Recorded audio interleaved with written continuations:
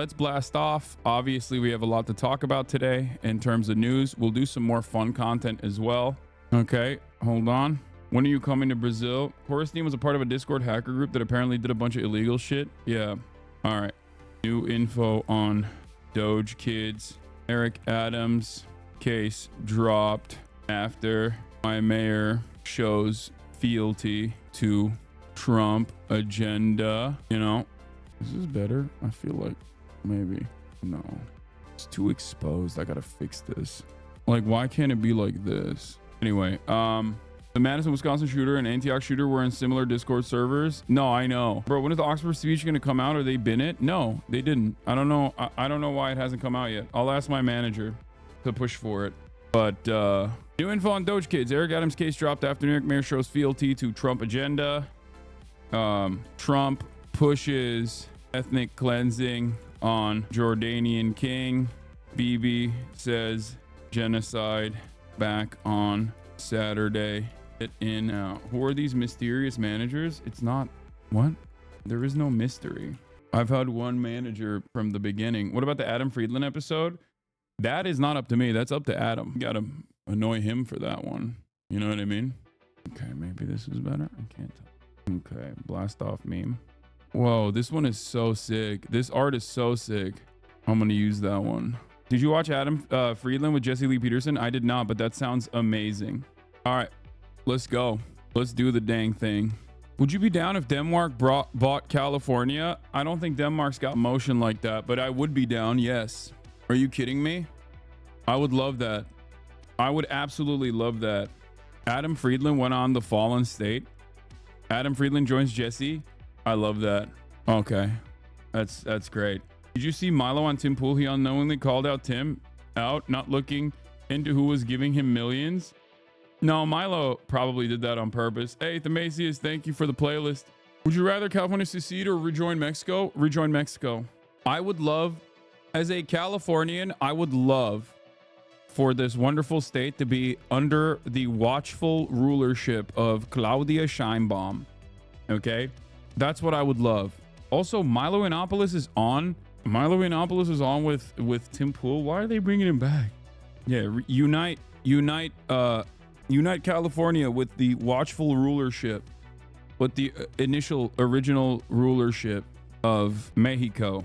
If DK brought CA, modern minimal Danish designs, free healthcare, awesome public transportation, mandatory holiday pay, automated tax filling. Yeah, except the problem with that is I think Denmark is way more anti-immigrant than California is in general. That is the one aspect of, that is the one aspect of Danish governance that I don't think would be good for California's rule and would change the dynamic of the state that I very much enjoy. Also, they do a lot of blackface, don't they? Is that Denmark? Is Denmark the blackface one? Are they all the blackface one? I feel like most of them do blackface, like a variant of it. So I don't know. Slammer post about the new naming of the Gulf. Oh yeah, I saw this. I mean, this is just like, dude. If an American-owned application changing the name of the Gulf of Mexico to Gulf of America is that big of a deal? Is that big of a deal for you? This is low effort stuff, okay? It's basically another demonstration that we have no motion. We've lost it, you know? It's just like, this is what we're stoked on. Oh my God, it's awesome. It's amazing. I can't believe, like, nobody cares. I don't understand it. I genuinely don't understand how this is a significant move. This is stuff Erdogan would do is true. By the way, in Saudi, my Google Maps says Gulf of Mexico, in parentheses, Gulf of America. Yeah, I think for outside of the United States of America, it still says Gulf of Mexico and in parentheses, Gulf of America. I work in the Gulf of Mexico and no one calls it the Gulf of America. This is some freedom fries shit, dude. That's what I mean. This is like, oh yeah, we're gonna rename French fries to freedom fries. Like, who cares?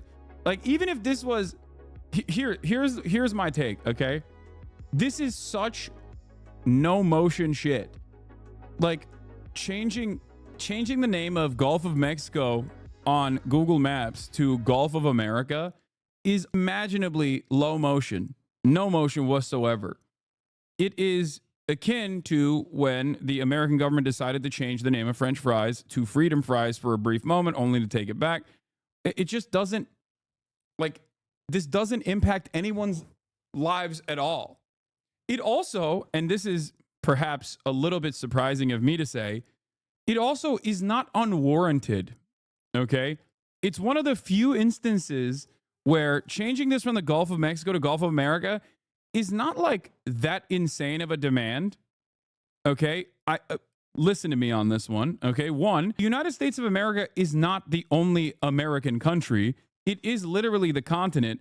And there's also a shit ton of coastline on the Gulf of Mexico that the United States of America also has. So not only is it pointless, but it also genuinely is not like that insane, I guess. You can say that the Gulf is surrounded by the continent of America. Exactly. So it's like, it's a very weird thing that the worst people are pointing to. It's a very weird thing that the worst people are pointing to as like a massive victory or whatever. It's so dumb. And ultimately, I think it's just not significant. I don't know if this is truly, because whenever Trump does stuff like this, there are like the conspiracy blue and on liberals that'll be like, this is actually to make treaties void, or this is because Donald Trump is going to engage in drilling or whatever. Like he didn't change the name to the Gulf of Trump, right? As Fizz also said, it's correct. It's like he changed it to Gulf of America. It's not like that crazy of a demand in general. And also, it's basically just on Google Maps, which is an American, it's an American company. Don't forget to blast off. I already did. It's useless.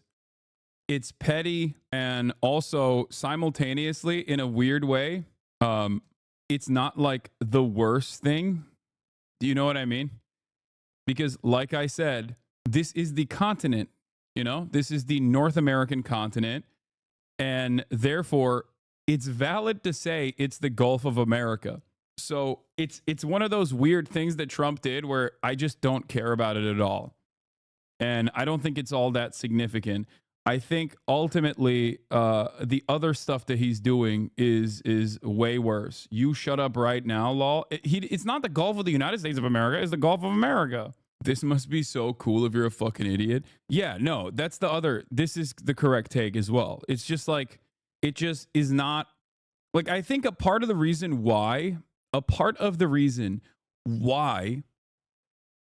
Republicans really like this is because they're stupid and they think this matters. They think this is like a massively consequential thing. Like, it shows American dominance, right? It's just a thing. It's not that significant. And it makes no sense to hype this up as though this is the best thing that's ever happened. Okay? They've done it. Gulf of America, like Pog. I'm pogging right now. This is so sick.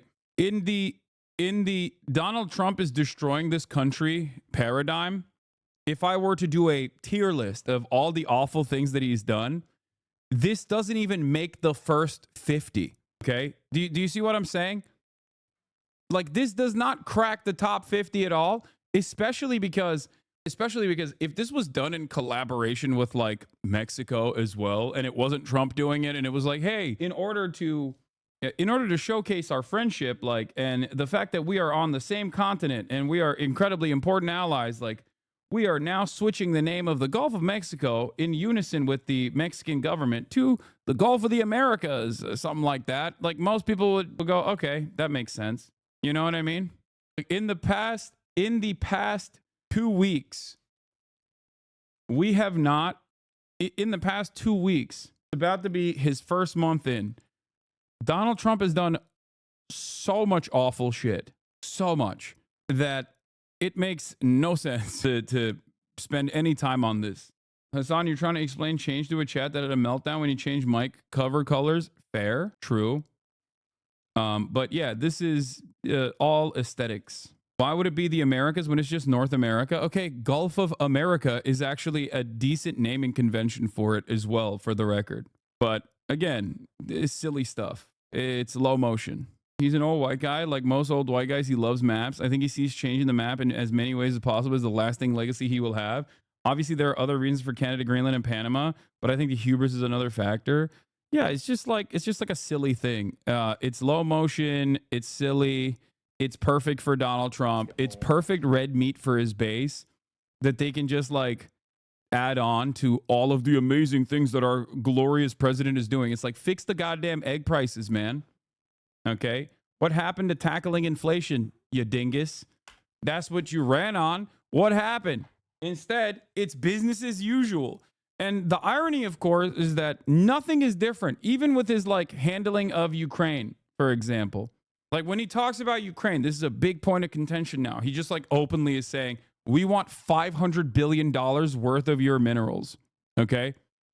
That in and of itself is literally, and I cannot stress this enough, identical to the ways in which we have interest in Ukraine from the jump. Okay. It's just openly stating that reality. That's the only difference between Donald Trump, is just that he says the quiet part out loud. Okay? That's it.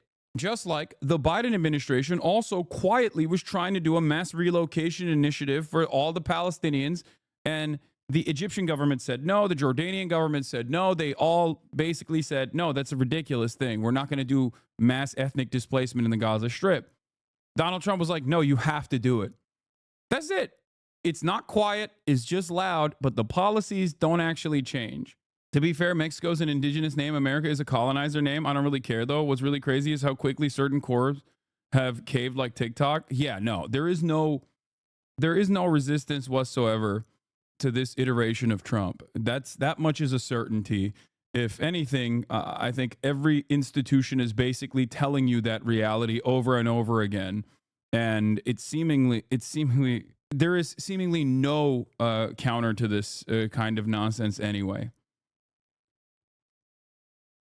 Yeah. The craziest part of me about him saying this stuff out loud is how he was impeached over doing what is in essence the same type of quid pro quo with Ukraine.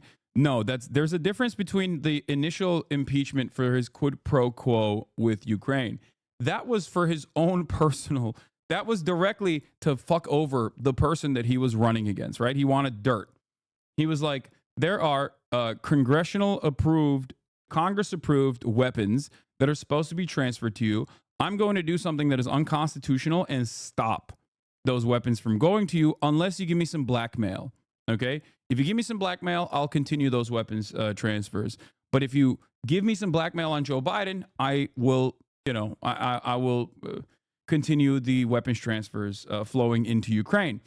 That was for something that is like deliberately his own personal.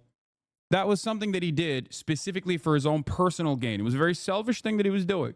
So that's a little bit different than when he says, Ukraine, if you have a lot of rare earth minerals, I want it. We'll keep giving you weapons, but you have to give us the minerals. That in and of itself is just American foreign policy laid out in full display.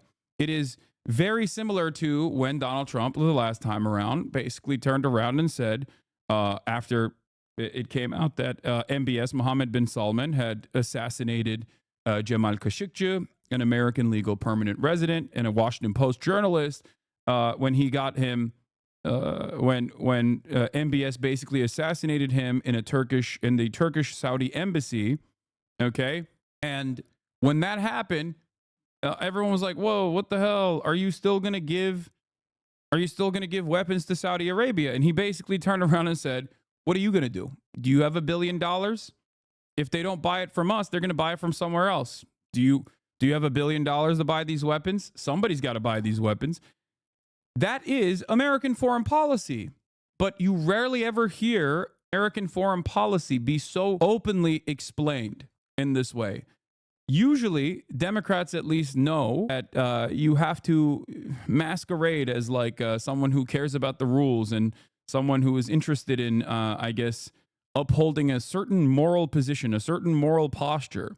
That's why the Israel stuff under Democratic rulership was incredibly difficult for them to deal with while also propagandizing, because it was very obviously at odds with the international rule-based order, right? It was very obviously at odds with that, and the Democrats could not contend with that reality, and they had a very hard time taking a defensive posture in the ways that they normally would. Trump doesn't do that. He just openly will be like, yep, what are you going to do about it? Yeah, this is it. This is my thing. I'm going to get money in return for all the weapons that we're giving to Ukraine. That's it. That's a good thing, no? I don't necessarily think it's a good thing because it still continues American foreign policy, and that is damaging and devastating for the entire globe. So I don't think it's like necessarily a better thing. I mean, and as we saw after the first Trump administration ended and the Biden administration began, it didn't really change the dynamic for the Democrats at all. I'll give you the best example of this. Donald Trump considered the Ansar Allah administration, the Ansar Allah movement, to be a terror group. Okay? Why did he do that? Well, because Saudi Arabia was pummeling Yemen at the time. They were doing a genocide in Yemen at the time. For those of you who don't know, against the Ansar Allah movement. And Saudi Arabia had his own dog in the fight, basically. They had their own parallel government that was the initial government originally. And Donald Trump, being MBS's favorite guy, MBS, who also obviously purchased a bunch of Jared Kushner properties and gave Jared Kushner, Donald Trump's son-in-law, billions of dollars. Donald Trump did the bidding of both Israel and Saudi Arabia willingly. For Israel, he put sanctions on the former ICC prosecutor. He's putting sanctions on this one as well, by the way. And for Saudi Arabia, he put the Ansar Allah movement as a state designated terror group. Okay. Now, under the Biden administration, the argument I was making is that this is still a continuation, right? Like American foreign policy goes in one direction. The Biden administration took the Ansar Allah movement out of the state-sponsored terror designation, and that came, of course, alongside China coming in and cutting a side deal between Saudi Arabia and Iran, normalizing relations between Saudi Arabia and Iran. The Yemeni retaliation was far too much for Saudi Arabia, and therefore, for them, they basically wanted to put an end to the fighting anyway, okay, for financial reasons. So they did that. And the Biden administration took Ansar Allah off the terror designation. But what did the Biden administration do after October 7 and Israel doing a genocide in Gaza? The Ansar Allah movement came out and was the de facto government of Yemen at this point and said, we are going to put a blockade on the Red Sea. We are going to intercept all vessels that are going through the Red Sea, whether they are directly connected to Israel or they're stopping at Israeli ports or in any way, shape, or form is like, not collaborating with this blockade. As long as Israel is still doing a genocide, this blockade will continue. And they started doing that. They started intercepting ships. They started taking ships. They started taking hostages. Okay? And the American government called that piracy, and the Biden administration started Operation Prosperity Guardian, put the Ansar Allah movement back on the terror list. So it's literally a continuation. No matter what, American foreign policy, it doesn't deviate all that much from, American foreign policy does not deviate all that much from one leadership to the next. There is a direction that it's going in, almost always, regardless of whether a Democrat is in charge or a Republican is in charge. That's it. Because foreign policy is uniparty in this country. The Democrats, on the one hand, will do their very best. The Democrats, on the one hand, will do their very best to basically try and make it seem like what they're doing is at the behest of a international rule-based order. Laughable notion when they are attached to Israel by the hip and are allowing Israel to continue doing a genocide with the weapons that we're sending to Israel. But they still try to manufacture consent for that, right? That's why they did the port, for example. Remember the port? The $250 million port that was basically just for Israel, for America to say, no, Israel's letting aid into Gaza. See, we have a port there. Port never worked. Didn't matter. The one time they utilized the port was when they, used it to extract, used it for an Israeli military campaign, as a matter of fact. It was a floating pile of trash. It never actually operated, but it didn't matter. The real reason for the port wasn't actually to offer aid, additional aid to the Palestinians, because if they wanted to offer additional aid to the Palestinians, they could have done so by forcing Israel to bring in more aid trucks into the Gaza Strip. They didn't have to build a $250 million port. No, they did that because Israel was refusing to let in aid. This offered some semblance of plausible deniability to say, see, they let us put the port in here. Clearly, they care about getting in as much aid as possible, but there's just logistical problems. $250 million just for that. Tell me about how DOGE is going after government funding. Okay? Yeah. They only used the pier for one hostage rescue operation that ended up killing 250 Palestinians in the process, by the way, famously.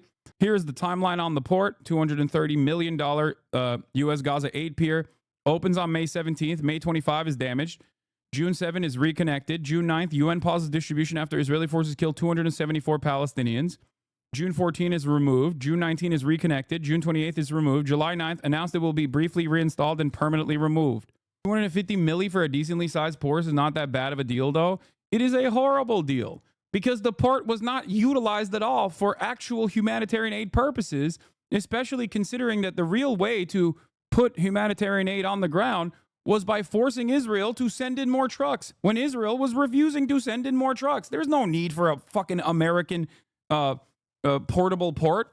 One time that they actually used the port was for this military operation too. They did the Timu port. It was ridiculous. It was a $250 million marketing initiative.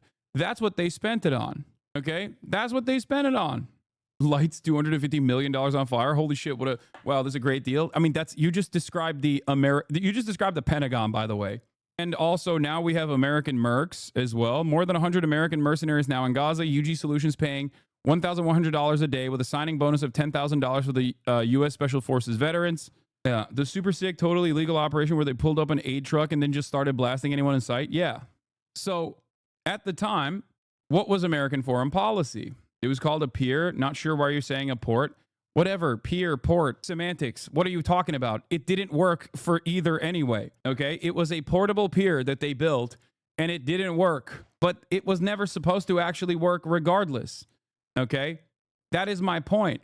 So when Donald Trump says, like, oh, we're gonna finalize the ethnic cleansing of Gaza, make no mistake.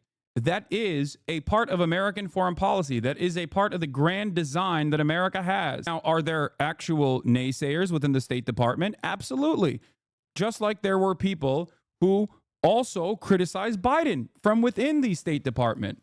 When Biden was attached to the hip and letting Israel do whatever it wanted, there were plenty of people who were saying this is going to diminish our soft power capabilities around the world. Everyone is looking at us and recognizing that nobody cares about the international rule-based order.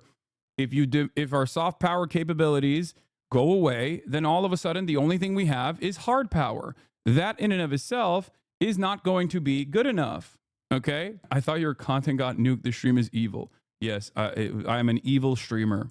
If you think I am your enemy, and if you think I am evil in general, you really got to reorient your priorities. Unless you're already a Trump supporter, in which case, then that's fine. I mean, of course, I welcome Trump supporters saying I'm evil. That's understandable. I am diametrically opposed to the way you view the world. Anyway, Trump supporters are at least interesting with their hating. Yeah. Anyway, we'll look at the Emmanuel Fabian take in a second. I have to pee real quick, though, while this goes. On this statement from Israeli Prime Minister Benjamin Netanyahu, there's more of it coming in. He says, I've just concluded a 4-hour discussion in the political security cabinet. We all expressed outrage at the shocking situation of our 3 hostages who were released last Saturday. We also...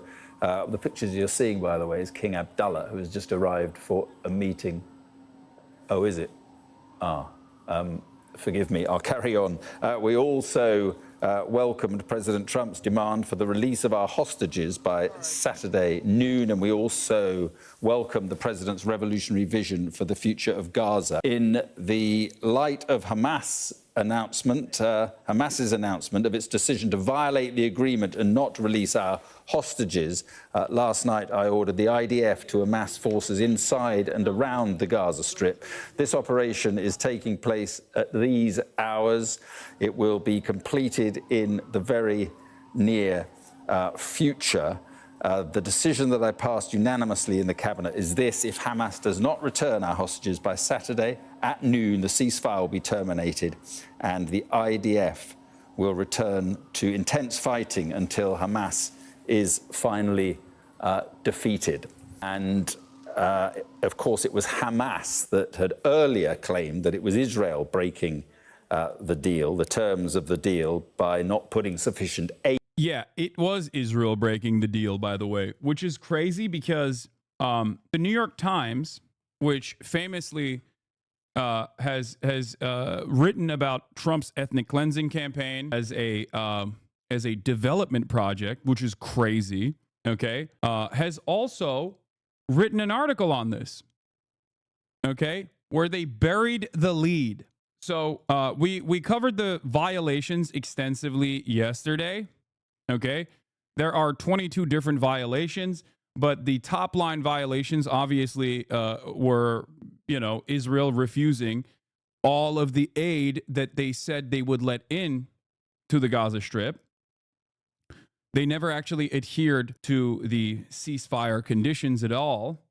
But what was really interesting, and this is Jeremy Scahill's reporting on it as well, 9 paragraphs into today's New York Times story on the situation with the Gaza ceasefire, readers are informed that Israeli officials and international mediators said Hamas's claims about Israel's violation of the ceasefire were accurate.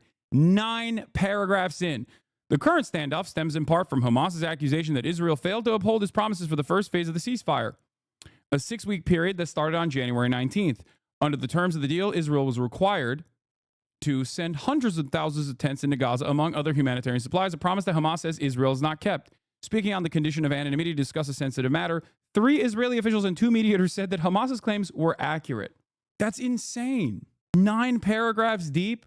This is ridiculous, dude. It is ridiculous. It is ridiculous. It is crazy to me that the New York Times, the gray lady, okay, the paper of record, is this bad. Deliberately, okay? This bad, this deliberately in terms of doing propaganda for the state of Israel and for America's interest in the state of Israel, in Gaza, the ethnic cleansing campaign in Gaza. And it's additionally wild because the New York Times does this worse than everybody else. The New York Times is more obvious with its propaganda than all of the other Western publications. Yeah, I covered this before as well. Out of all of the Western publications, New York Times truly remains in a league of its own. Almost every headline from a major news org has mentioned the reason why Hamas is postponing the release. Then there's the Times. Hamas postpones release of hostages until further notice. Hamas says it will stop releasing hostages, accuses Israel of ceasefire violations. These aren't even. I think they're not using a passive voice when describing this, where they're basically claiming that Hamas might be lying, right? But even then, they at least say what the reason is. Hamas suspends hostage release, says Israel's not following the ceasefire agreement. Hamas accuses Israel of ceasefire violations and says it will delay next release of hostages. New York Times, on the other hand, is straight up saying Hamas is just postponing the release of hostages until further notice. I wonder why. Since the ceasefire agreement, Israel has bombed the shop Palestinians in Gaza while refusing to allow in the agreed upon amounts of aid. None of these facts appear in the New York Times reporting today, just a vague reference to Hamas accusations. So when they do actually report on it, they barely say, even when they were mentioning it initially, okay, even when they were mentioning it yesterday, they were like, Hamas has indefinitely postponed the release of Israeli hostages who were said to be freed from the Gaza Strip this weekend, a spokesman said on Monday, accusing Israel's government of violating an already fragile ceasefire agreement. That is supposed to be the title, okay? In a statement on Telegram, Abu Obaida, the spokesman for Hamas' military wing, accused Israel of a host of violations of the ceasefire agreement. That's supposed to be the headline. And then you're supposed to elaborate further on what the actual hostage release violations have been, what the ceasefire, the lack of commitment from Israel in terms of following the conditions of the ceasefire have been. And these accusations have been confirmed and substantiated by the Israeli side as well. The New York Times' newest reporting shows that reality, except it is 9 paragraphs in. 9. That's crazy. I'm sorry, but this is obviously like doing propaganda for American foreign policy, American State Department interests, and not actually accurately describing what is going on. Your job as a newspaper is to inform people. Your job as a newspaper is not to lie by omission or to show only one side or to just basically show both sides and say, here, make up your mind. Your job is to say the truth. This is a disservice in the most like apolitical way to describe the situation. The New York Times is doing a disservice to its readers so consistently on this issue, okay? It is additionally terrifying and additionally damaging when the New York Times is doing a disservice to journalism at a time when people need good journalism more than ever, okay? It's crazy. It's crazy that this is happening when so much of the misinformation economy is supercharged on Twitter and people literally just get rewarded. Like there's an incentive structure for lying, okay? The media needs to lock in. This is the moment where the media needs to lock in and do good journalism to show Americans, to restore some confidence in Americans, in the minds of Americans, to basically say, like, this isn't correct. Here's what is actually happening. And yet they have leaned so desperately into doing propaganda that they're basically destroying the last bit of good faith that they have in an effort to ensure that the remaining readership of like older readers of the New York Times stay committed to the project in Israel. It's crazy. Read it in Israel's mass circulation newspaper, Mariv. The Israeli army and security establishment confirmed that so far Hamas has not violated the ceasefire deal. At the same time, the defense establishment and the IDF say that so far the terrorist organization has not violated the agreement, and therefore it is very doubtful whether Israel can take steps against Hamas at this stage. But it doesn't matter. It looks like the Israeli army doesn't want to go back to full-scale war, something that I also mentioned. Remember? Because while Benjamin Netanyahu wants the war to continue, Benjamin Netanyahu wants to go back to genocide, okay? Benjamin Netanyahu's followers and those to the far right, even more right-wing than Benjamin Netanyahu, want the bombing campaign to continue. There isn't as much appetite from the military. And part of that is because they took a great deal of damage.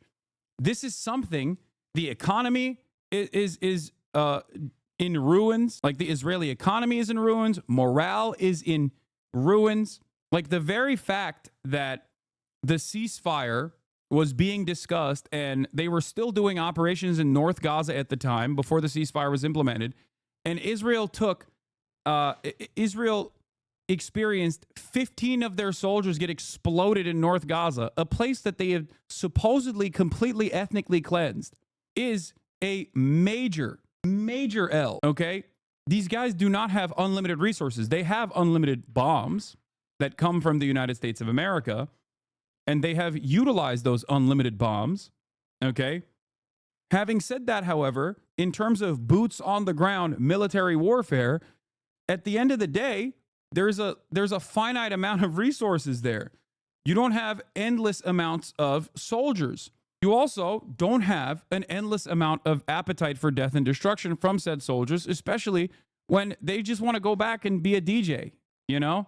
They want to go back to their DJ jobs. They want to go back to making chocolate hummus or whatever, okay? Or do marketing jobs. Like these are reservists, okay? So there is no permanent warfare that Israel can maintain. That's part of the reason why I thought there would be at least some semblance of a ceasefire as some kind of ceasefire that would be maintained so that they could at least like recoup and recover and restore numbers in their forces, so they could end up, I don't know, either going back into Gaza, but potentially just engage in the permanent annexation of the West Bank. Best case scenario, Israel will back down from the crisis it created by predictably and blatantly violating the agreement and continuing to try to starve Gaza.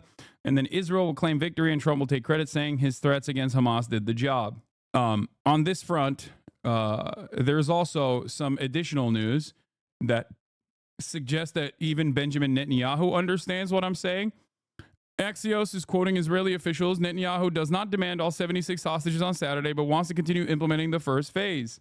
So Trump gave Benjamin Netanyahu the opportunity to go back to genocide, saying that Benjamin Netanyahu can do whatever he wants. If he wants to veto what I'm suggesting here, he has every right to do so. Okay? Benjamin Netanyahu seemingly is taking that opportunity. What Israeli media close to Netanyahu is saying, this is from Elint News. We published in the edition, cabinet source to Channel 14. Oh, yeah, this is Bibi's channel. High chance that Hamas will blow up the deal in the coming days. We are preparing for a massive war. This could be posturing from Benjamin Netanyahu, especially considering that on the other side, they're still stating that they want to continue the first stage of the ceasefire. Following a fresh assessment, the IDF says it is further bolstering force in the Southern Command after Hamas said it would postpone the release of hostages. The military describes the bolstering of troops as extensive and says it included calling up reservists. The reinforcement of troops and mobilization of reservists are being carried out in preparation for various scenarios, the IDF says. So there's conflicting reporting on this, but I still suspect that like they have very limited capabilities of like bringing troops back into Gaza at this stage. The IDF Southern Command is approving battle plans for the Gaza Strip in the event that the ceasefire hostage deal with Hamas collapses. According to the military, currently 2 IDF divisions are responsible for defenses along the Gaza border and the Philadelphia corridor, and the 162nd Division and Gaza Division. Since last night, several brigades and special forces units were deployed to the Southern Command to bolster the existing forces. Several more brigades are on standby and will be deployed to Southern Command if necessary. Additional divisions are currently in the process of preparing for possible deployment to Gaza, depending on the developments. The IDF says there are no changes to guidelines for civilians at this stage, and it is prepared for a variety of scenarios. Troop movement and mobilization is yet another way to apply pressure and to say, oh yeah, we're ready to go if need be. Over 50% of coalition voters in the Channel 12 survey, by the way, this is from a couple days ago on the 8th of February, according to Times of Israel, 70% of Israelis support the second phase of the hostage ceasefire deal. So even the appetite from the broader Israeli public for continued war has definitely softened. Over 50% of the coalition voters in Channel 12 survey backed the second stage of the agreement, which would see Hamas free some 60 captives, 24 of them living, in exchange for full IDF withdrawal from Gaza. 70% of the Israeli public is in favor of continuing the second phase of the hostage release and ceasefire deal with Hamas, according to a television poll aired Friday, which found a nearly identical figure backs U.S. President Donald Trump's proposal to relocate Palestinians outside the Gaza Strip. Meanwhile, Trump's trying to undermine it because the broad popular support for any initiative is completely negligible in this circumstance.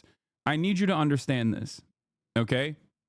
It is completely and utterly irrelevant. What Americans want don't matter. What even the Israelis want don't matter.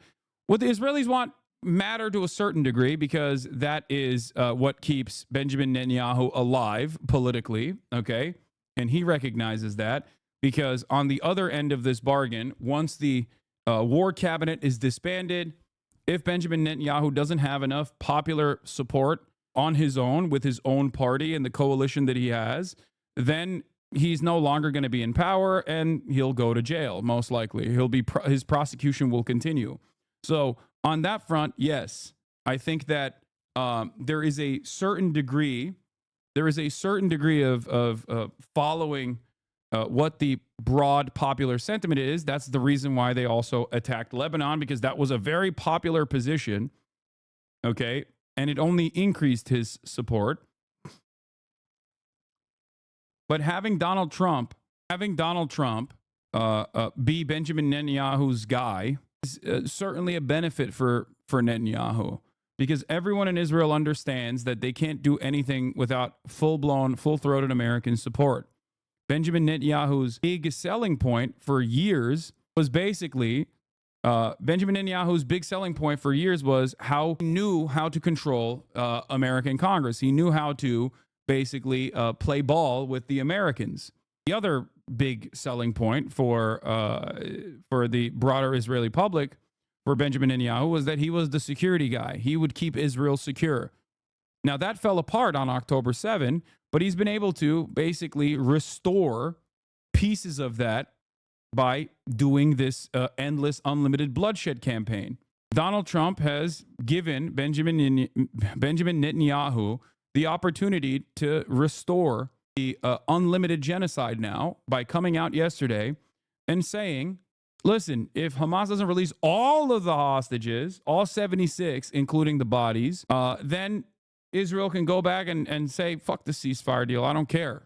Now it's up to Benjamin Netanyahu to say, no, we don't want all 76. We just want to maintain the current ceasefire agreement. Or to say, yeah, Trump gave me the go-ahead and we're just going to, I'm going to follow through on an ultimatum. Netanyahu, as of 2 hours ago, says, I have just finished an in-depth 4-hour security cabinet meeting. We all expressed outrage over the shocking state of our 3 hostages who were released last Saturday. Netanyahu says he passed a unanimous decision in the security cabinet. If Hamas does not return our hostages by Saturday noon, the ceasefire will be terminated, and the IDF will resume intense fighting until Hamas is finally defeated. Ironic, because the statement here basically is, if we don't get the hostages back during the ceasefire, then we're just going to kill the hostages. That's what he's saying. He's just like, yeah, we're gonna murder them. We're gonna murder all the remaining alive hostages. Yeah. Cohen posted, this is weird, but shows Israeli attitude to the relations. The real leader in the Blue House. I mean, yeah, it's not wrong. They also gave Israel Moab missiles so they can use it to scare off Iran. Yeah. Why would he murder the hostages? Not baiting right now? What do you mean? It's already Israeli military doctrine to murder the hostages. The previous defense minister, Yoav Gallant, openly admitted that on October 7, they implemented the Hannibal protocol, which is the Hannibal doctrine, which is literally the standing Israeli military directive that if Hamas or any sort of militancy is actually taking Israeli hostages, it's better to just kill the Israeli hostages and not let them use the Israeli hostages as a leverage point. He also openly admitted that, yes, Israel followed through on this process on October 7. He said Israel killed Israeli hostages that were being taken hostage by Hamas on October 7. There are plenty of people currently in the Israeli government that openly say that the hostages are a hurdle, Itamar Ben-Gvir being one of them. Like, they'll just straight up say it. They'll be like, yeah, the hostages are a nuisance. They're annoying. We have military goals here, which is, full tilt ethnic cleansing of the Gaza Strip. And the pesky Israeli citizens who are immediate family members and friends of these hostages that are still in Gaza want them to return alive. And that's really annoying because, it makes it politically less advantageous to continue doing ethnic cleansing in Gaza, when the ultimate goal is to do ethnic cleansing in Gaza. After the past 16 months, I think everyone can understand that the only thing Israel responds to is force. That's it. Here is the Yair Lapid, the so-called Israeli opposition, by the way. The Israeli government must bring everyone home. There is nothing more important than that. There is nothing more urgent than that. The hostages have no time. Hamas is a despicable terrorist organization that will do anything to harm the hostages in Israel. We have no expectations from Hamas. The responsibility lies with Netanyahu, who is again delaying, again harming the process, again abandoning the kidnapped. He doesn't need to be afraid of Smotrich. He has a safety net to bring the kidnapped back home. Please don't say force law. Israel is eye for eye. They respawn to harm. No bias. You do be fair in reading most people's comments. No, Israel has shown time and time again that diplomacy with Israel is not the way to go. That is what they've taught every single regional actor. That is a lesson, a dangerous lesson that they've taught every single regional actor. The only time they back down, or the only time when they actually respond with limited retaliation is if they think that this will harm them personally. Think about it with Iran. Think about what Israel's retaliation to Iran looks like versus what Israel's retaliation to Gaza looks like. As a matter of fact, anytime Israel feels like they have gotten fucked over, okay, with any kind of militant resistance, they end up going back and punishing the civilian population of Gaza. That's the only thing they know. The only thing they know is harming civilians, women and children. That's it. Think about Israel's actions in southern Lebanon and how quickly they packed up the southern Lebanon, the southern Lebanon invasion. Why did they do that? Because they had to go against a standing military force. Okay? Hezbollah is the standing military force in southern Lebanon and in Lebanon in general. And while they assassinated through acts of terror a big part of the Hezbollah leadership, including, first responders that also happen to be using the same pagers, okay, and assassinating a shit ton of civilians in the process by taking out entire city blocks in Beirut, Hezbollah was still standing and mounted a significant defense against the Israeli incursion.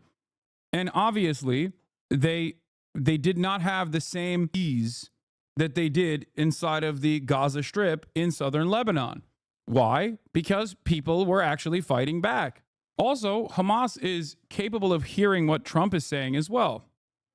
This was their response to Trump's statements. A call for ethnic cleansing. In a statement published on his Telegram channel, Hamas rejected President Donald Trump's insistence on the U.S. taking over Gaza and transferring 2 million Palestinians to Jordan and Egypt. It's true. You can say, oh, Hamas, those are the bad guys. Those are terrorists. But it's still true. It doesn't change that reality at all. Okay? Saying that you want to forcibly relocate 2 million people, 2 million Palestinians from the Gaza Strip is a call for ethnic displacement. It is genocide, okay? It is a direct call for genocide. Know what more you can say in this process for people to understand it. The very fact that people are not more alarmed by Donald Trump's very open, active calls for genocide, the very fact that there aren't people going, what the hell are you saying? This is definitionally, legally the standard for ethnic cleansing. You are advocating for ethnic cleansing by simply saying it's a mass relocation program. The very fact that people just don't lose their minds at this is shocking. But I guess we have gotten very used to this kind of thing after the last 16 months. The Israelis have denied that, and now, of course, we have the statement from Benjamin Netanyahu, who you can see there during his meeting with Donald Trump recently. So that's the latest from the office of the Prime Minister. Handsome son with us today, so it's good to see you again. We've had some quick discussions just now, and we're going to have some longer discussions. Here's the other side of the story. What? Mossad and CIA don't scare you. Hamas can't win law. They're too powerful. I don't understand. Like, if fear of powerful figures and powerful organizations were to stop me from saying the truth, I would have never come out against Israel ever. Okay? This is not about Hamas winning. Okay? This is about the truth. This is about standing against genocide. That's it. It's that simple for me. Holy shit. Look at this image of King Abdullah. So I talked about this yesterday about Trump saying he wants to do a mass relocation, a mass ethnic displacement campaign of the 2 million, close to 2 million Palestinians that still live in the Gaza Strip. And he wants to move them forcibly to the Sinai Peninsula in Egypt and also to Jordan. Okay, you're not the only person who says Israel only responds to force, not diplomacy. Yeah, I mean, this is Mersheimer. He's been on this for quite some time. King Abdullah is nothing but another traitor to the Palestinian cause is so sad. Yeah, here's the thing. Jordan as a state is basically designed by Western powers as a holdover state and historically has been used to basically keep Palestinians that have been displaced in Jordan. There are already millions of Palestinians living inside of the Jordanian boundary. So for the king of Jordan, obviously, an additional 500,000 Palestinians is going to be an additional 500,000 Palestinians, especially when you're, when you're dumping them into a refugee camp, is going to be impossible to deal with. Okay. And as I mentioned before, America is claiming that if Jordan and Egypt don't play ball and allow the ethnic displacement to continue to happen, okay, then they're just going to stop giving aid to Jordan.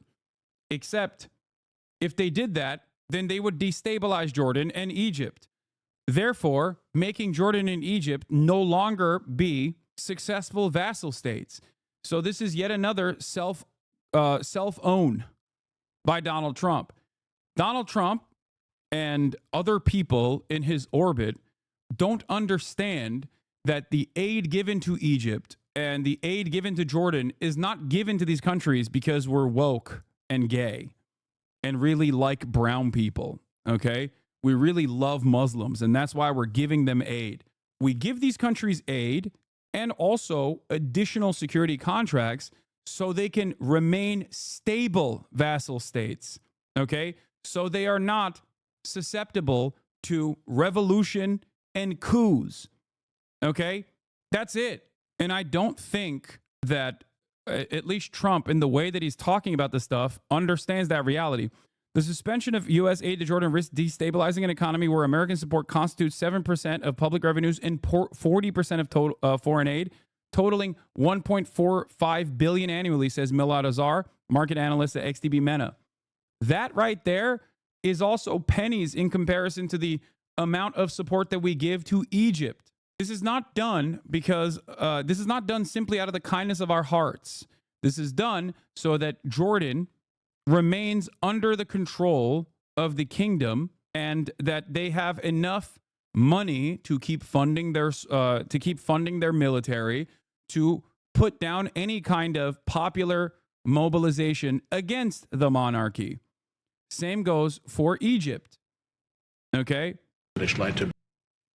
Here is, anyway, let's watch this conversation that took place, and I'll give you more details. Discussions after this, and the relationship with Jordan has been very strong, has been with me, and it really has been with the country. But I think I've been closer than other presidents to Jordan and what Jordan represents, and it's an honor to have you and your son. Why would Trump care if Jordan stays stable? I don't know. Do you want a country? From Trump's perspective, okay? If you are a advisor to Donald Trump, who is at least somewhat knowledgeable about Middle Eastern affairs, okay, do you think that a nation state that is controlled by a Hashemite monarchy that was placed in that position of power by the British government, that is a loyal servant of Western interests, is better in the hands of said Hashemite monarch? Or is it better if the 3 million Palestinians were to actually do a successful coup and then use Jordan as a launching pad for any kind of West Bank military operations that they want to conduct? Now, if you're an advisor to Donald Trump, you look at that situation and go, Mr. President, please don't say this, because then this will lead to significant political turmoil in Jordan. It will destabilize Jordan in its entirety, and then you will lose a stronghold that has been a reliable ally in the Israeli defense against other regional actors. You guys forget, Jordan is a part of the security cooperation in the region. When Iran was sending missiles into Israel, the Jordanian Air Force was intercepting those missiles. Okay? Same goes for Egypt as well. This already happened in Egypt once, where the Muslim Brotherhood took over Egypt. This was obviously not an exciting prospect for the American government, nor was it exciting for Israel. It was terrifying. Okay? Sources to Al Arabiya say the Egyptian President Abdel Fattah el-Sisi's visit to Washington is postponed until further notice. Cairo is angry at the statements of Israel and America and sent a clear message to Washington. Egypt has 2 plans to rebuild Gaza without displacing its residents. Cairo has a ready response regarding Gaza file, and there's no change in it. The problem here, okay, The problem here with this delicate allegiance that we have designed in the region with regional actors such as Egypt and Jordan, okay, is that this level of destabilization is not immediately going to be beneficial for the Palestinians either, okay? And this also will give Israel the opportunity to further invade Jordan and Egypt if necessary. Now, the problem is Israel can't do it on its own. There is no way that Israel would be able to launch a 7-front war, okay, and go into Egypt and also go into Jordan at the same time and take over additional land from both of these countries. That might be a part of their greater Israel agenda, but they don't have the resources to do that. So who would have to do that for Israel? Think about it. Who would have to do that for Israel? We would. Our military, okay? Our military. Yes.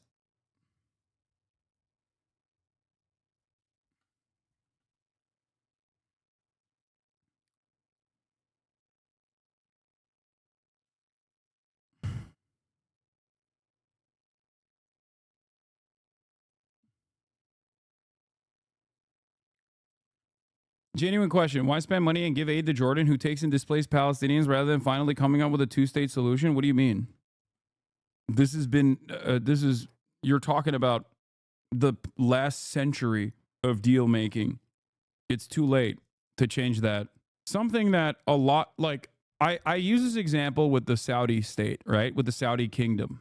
He personally does not care about the plight of the Palestinians. He actually finds them in private to be a nuisance. He's openly revealed that position time and time again. He just wants to do sports washing.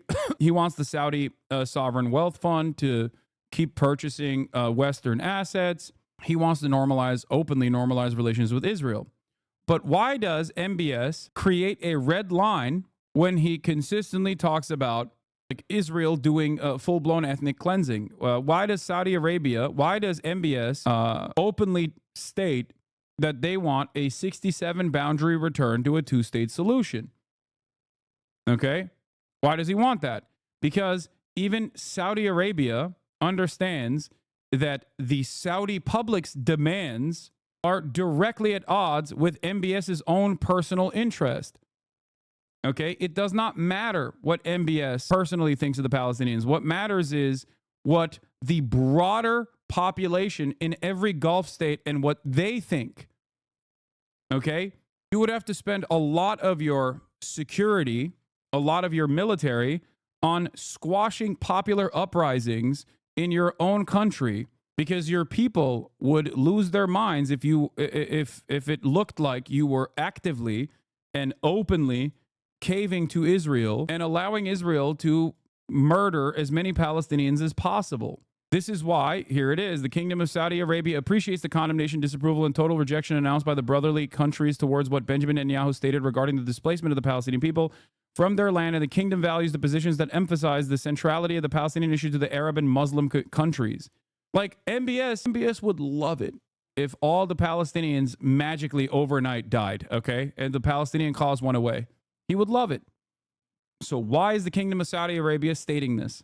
Why is it that all of their official statements on the matter are very anti-Israel, when we know MBS has time and time again repeated that he doesn't really care about Palestinians at all and sees them as a nuisance? Yeah, Saudi Crown Prince said he personally doesn't care about the Palestinian issue.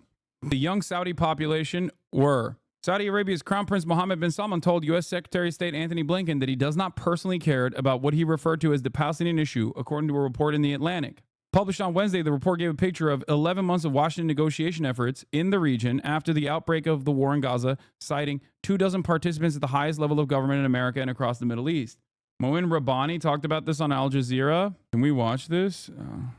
Moin Rabbani is a resident fellow at the Center for Conflict and Humanitarian Studies and joins us from Montreal. Moin, thanks so much for being with us on Al Jazeera. Let me ask you first about the fact that Jordan's King Abdullah is heading to Washington, D.C. tomorrow, as I understand it. This was always going to be something that Trump was potentially going to use to potentially put pressure on Jordan's king to try and take in more Palestinians, correct? I mean, that's what we've heard from Trump over the course of the past few weeks, is that Jordan and also Egypt should be taking in more Palestinians. Should we expect more of this at this meeting?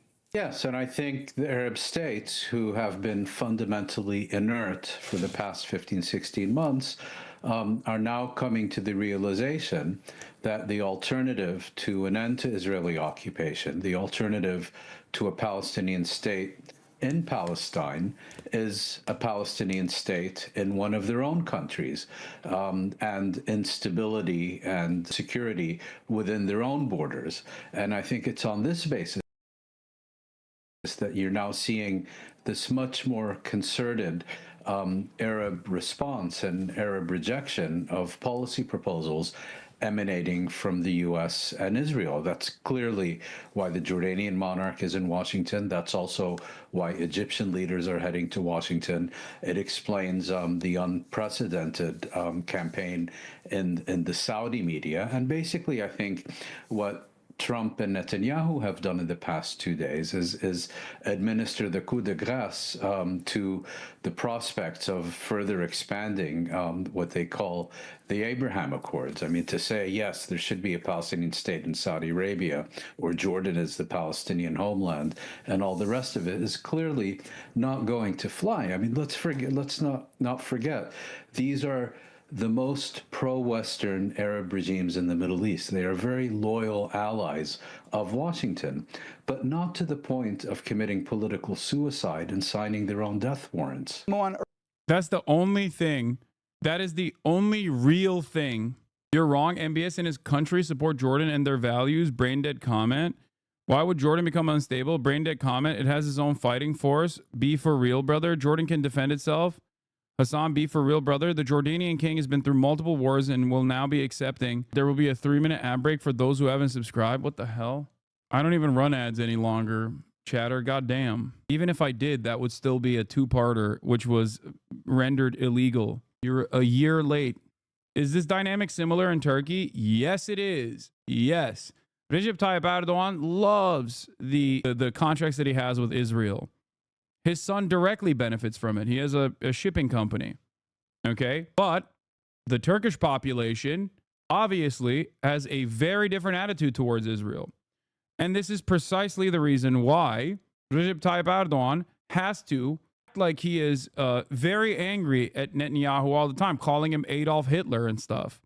While simultaneously, he's even talked about doing a complete blockade, or not a blockade, but a ban on all shipping to Israel.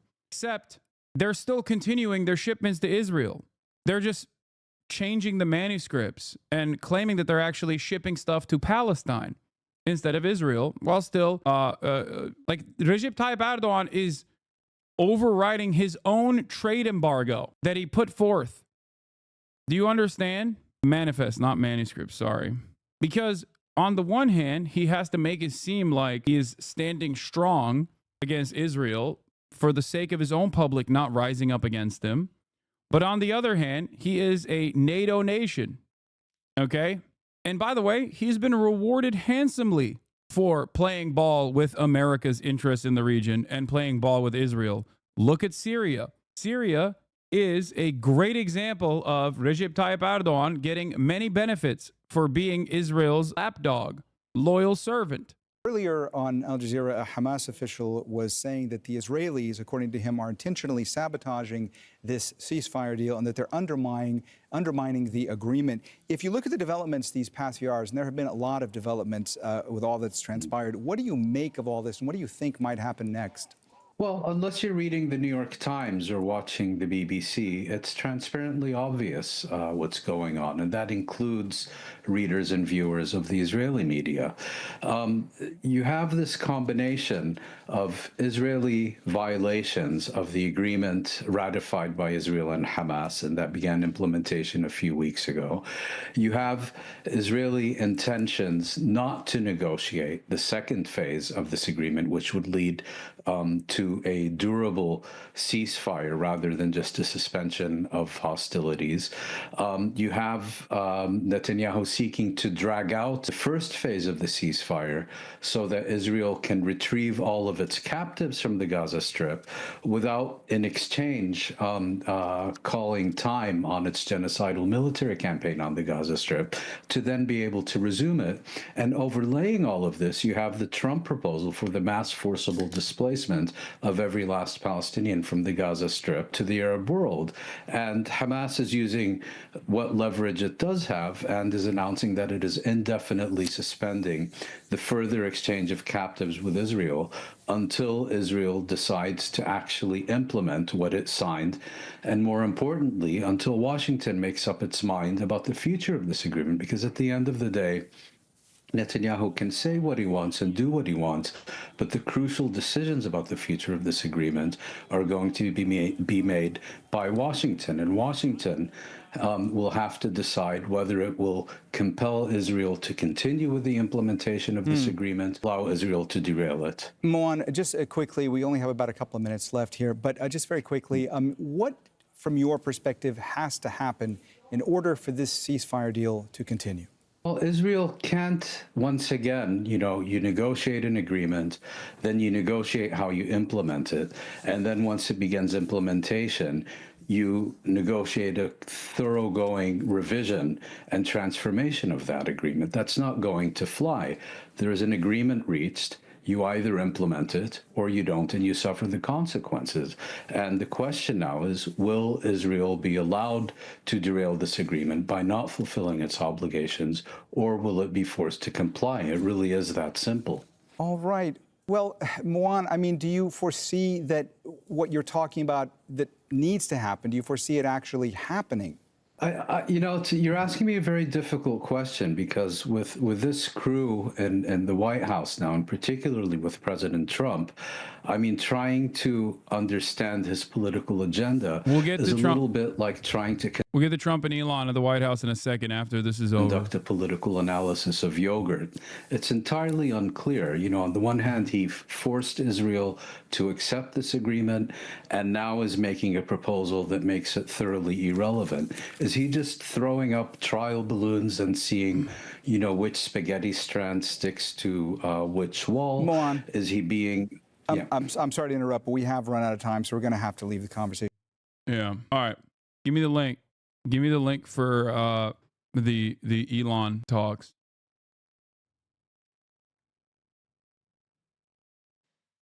And what do you mean a mine? Yeah, there's a limestone mine where we store all the retirement paperwork. And you look at a picture of this mine. We'll post some pictures afterwards. And this mine looks like something out of the 50s because it was started in 1955. So it looks like it's like a time warp. And then the speed, the limiting factor is the speed at which the mine shaft elevator can move determines how many people can retire from the federal government. And the elevator breaks down and sometimes, and then nobody can retire. Doesn't that sound crazy? There's like 1,000 people that work on this. So I think if we can take those people and say, you know what, instead of working in a mine shaft and carrying manila envelopes to, boxes in a mine shaft, you could do practically anything else. And you would add to the goods and services of the United States in a more useful way. So anyway, I think that's an example. At a high level, if you say how do we increase prosperity, is we get people to shift from roles that are low to negative productivity to high productivity roles. And so you increase the total output of goods and services, which means that there's a higher standard of living available for everyone. That's the actual goal. Everyone's very quiet, by the way. Are people normally this quiet? Your detractors, Mr. Musk. I have to what? Including a lot of Democrats. I have detractors? You do, sir. I don't believe it. Say that you're orchestrating a hostile takeover of government and doing it in a non-transparent way. What's your response to that criticism? Well, first of all, you couldn't ask for a stronger mandate from the public. The public voted, we have a majority of the public voting for President Trump, won the House, who won the Senate. The people voted for major government reform. There should be no doubt about that. That was on the campaign. The president spoke about that at every rally. The people voted for major government reform, And that's what people are going to get. They're going to get what they voted for. And a lot of times, that people that don't get what they voted for, but in this presidency, they are going to get what they voted for. And that's what democracy is all about. Mr. Musk, the White House says that you will identify and excuse yourself from any conflicts of interest that you may have. Does that mean that you are, in effect, policing yourself? What are the checks and balances that are in place to ensure that there is accountability and transparency? Well, we actually are trying to be as transparent as possible. In fact, we post our actions to the DOGE handle on X and to the DOGE website. So all of our actions are maximally transparent. In fact, I don't think there's totally. been Virtually everything that they've tackled in terms of like combating weird spending habits or whatever are just things that the government spends money on that sounds stupid or is against like the Republican agenda, right? Or even if it's not something against the Republican agenda, the broader Republican agenda, they present it as though it is, right? They'll say like, oh, we're giving condoms to Hamas. That's like a great example of this, right? When that's not the case. Now, that is not going to be, like, you're not going to be able to put a dent in American government spending that way when you're finding like $200,000 or $46,000 that was spent on one thing or $200,000 that was spent on another thing. The American government is major. It's massive. It's incredibly costly. Okay? And doing this in the stupidest ways possible without actually hiring regulators, ironically, that understand what these programs are, like with proper audits, with proper auditors, and trying to undermine it across the board is, of course, leading to all of these issues that you have seen so far with like mass layoffs or the threat of mass layoffs that don't make any sense whatsoever. Dude got checked by the judicial branch and called it a coup. Checks and balances don't exist with the guy. That's what I mean. And the last line of defense that barely exists now is the judicial branch saying, yeah, you can't just decide to lay off the entirety of the federal government labor force. Like, you can't do that. These are tens of thousands of people that rely on a paycheck from the government. That's so stupid. Of interest. And we watch that also. He's a big businessman. He's a successful guy. That's why we want him doing this. We don't want an unsuccessful guy doing this. Now, one thing also that Elon hasn't really mentioned are the groups of people that are getting some of these payments. They're ridiculous. And we're talking about billions of dollars that we've already found. We found fraud and abuse. I would say those two words as opposed to the third word that I usually use. No, the condom story wasn't just condoms, and it wasn't. It was Mozambique. It's abusive because and it wasn't just condoms. Things are it was a broader anti-HIV. It was a broader HIV prevention initiative that exists in Africa. But we're talking about tens of billions of dollars that we've already found, and now a judge who's an activist judge wants to try and stop us from doing this. Why? Why would they want to do that? I campaigned on this. I campaigned on the fact that I said government is Mozambique, corrupt. Gaza. And it is very corrupt. Is it actually fraud though? No, it's not. That's the problem.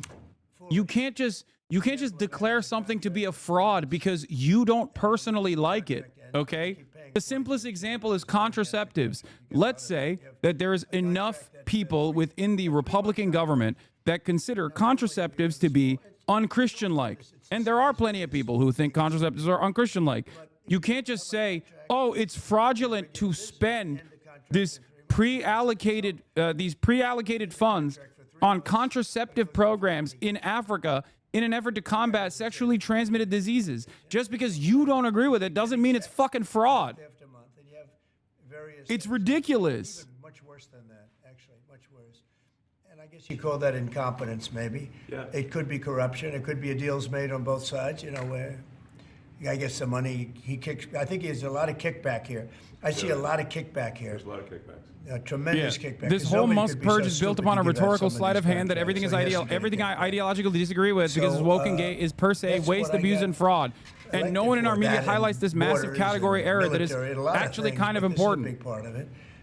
And I hope that the court system is going to allow us to do what we have to do. We got elected to among other things, find all of this fraud, abuse, all of this horrible stuff going on.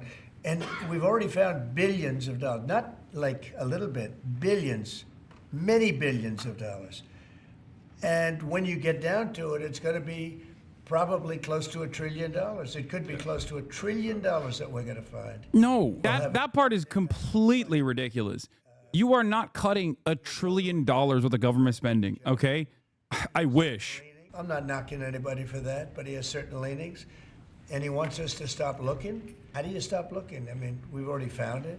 We have a case in New York where a hotel has paid $59 million, $59 million because it's housing migrants. Dude, additionally funny, Trump is saying this because he did this with the Trump hotels when he was president. He literally did this. He did this exact same thing with Trump properties while he was president. He would get Secret Service to stay in his own properties to pay exorbitant fees to his own fucking properties. Cut in half from 2 trillion to 1 trillion. And it's really two things: competence and caring. And if you add competence and caring, you'll cut the budget deficit in half. And I fully expect to be scrutinized. You will see it. America overspending issue is bad. You will thank future later. Elon, not perfect, but he's smart. Dog, I am not saying that the American government is not wasteful or even engaging in fraudulent activities. I'm simply stating that these guys are not actually tackling that, okay? If they were looking at genuine fraud, they would end up harming a lot of their, important corporate benefactors. So, of course, they're not going to do that.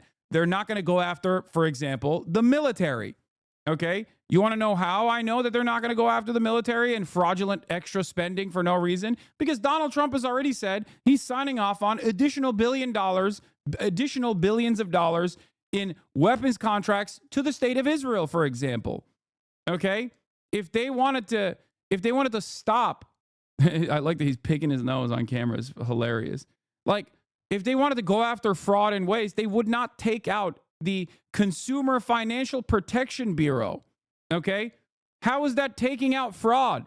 That is an agency tasked with helping consumers and has helped consumers. They've recovered $21 billion of fraudulent and wasteful expenses that these fucking criminal corporations have actually forced upon the American public.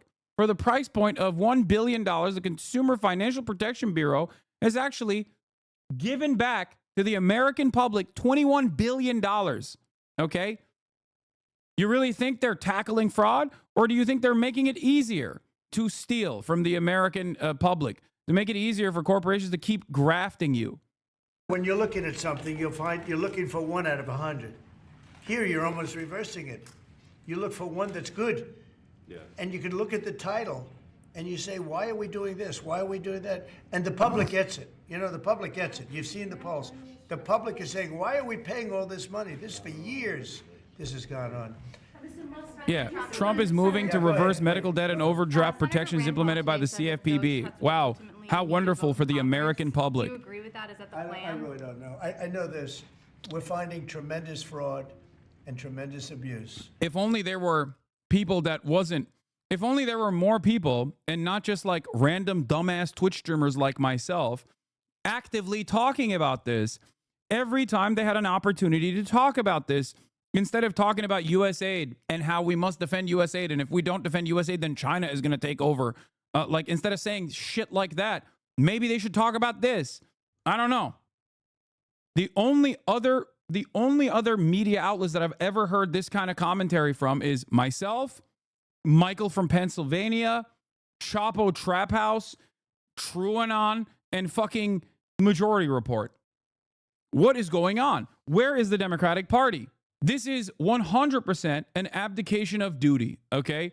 It shouldn't be up to Drop Site News, Majority Report, myself, and some others that are actively saying this is a ridiculous thing that they're doing. It is actually not beneficial for the American public. This is a horrible thing to do, especially when you have someone that is responsive to populist sentiment, okay? It's crazy. It's crazy to me that Hakeem Jeffries is not talking about this every goddamn day, okay? It's crazy to me that the Democratic Party is not going on every news outlet and saying, look at what they're doing. Look at what they're doing. They claim to be on the side of the American public. Instead, they're just showing their bellies, dude. He also Chuck Schumer also said they're not going to put up a government spending fight as well, which I think is ridiculous. I think they are going to do that, I suspect. That would be insane. Look, here's the bottom line. The Republicans are already shutting down good chunks of the government. And no, this isn't hypocrisy baiting, chatter. What are you talking about? This is directly saying that the Republicans are currently actively doing harm to the American public. Okay? Do you understand? It's not about like, oh, look at the hypocrites. They said they care about the workers, but here's what they're doing. That's not what I'm saying. I'm saying communicate that they're harming the workers. This is more than hypocrisy baiting. Hypocrisy baiting is when you say that Trump's border wall is stupid and you're racist for defending it, and then turning around and being like, we are the ones who actually want to build the border wall. Trump doesn't want to build the border wall any longer. That's dumbass hypocrisy baiting. That makes you look like an idiot. Okay? That makes you look like you got caught, that Trump was right all along, that immigrants do constitute a national security threat, and that you got caught, and now you're going, oopsie, I guess we want to build the border wall now. Everyone can see that you're the hypocrite in that situation. You're the dumbass in that situation. Saying that the Consumer Financial Protection Bureau is actually responsible for $21 billion of fraudulent and wasteful and criminal expenditures that the American public had to pay for, the American consumers had to pay for, okay? And then turning around and abolishing that agency being an overall burden, directly talking about medical debt on your credit card, directly talking about overdraft fees, things that every single American can understand, because at a certain point, they have experienced this, okay? They've experienced these problems. They should remind people why they no longer experience some of these problems. It is because of the Consumer Financial Protection Bureau. Same with Lena Khan and all of the initiatives from Lena Khan. Taking out Lena Khan is a massively consequential move. Anyway, let's continue listening to this dumbass now. And we are moving fast, so we will make mistakes, but we'll also fix the mistakes very quickly. So I think that there are some worthy things, but overall, if you say what was the bang for the buck, I would say it was not very good. And there was far too much of what USAID was doing was influencing elections in ways that I think were dubious and do not stand the light of day.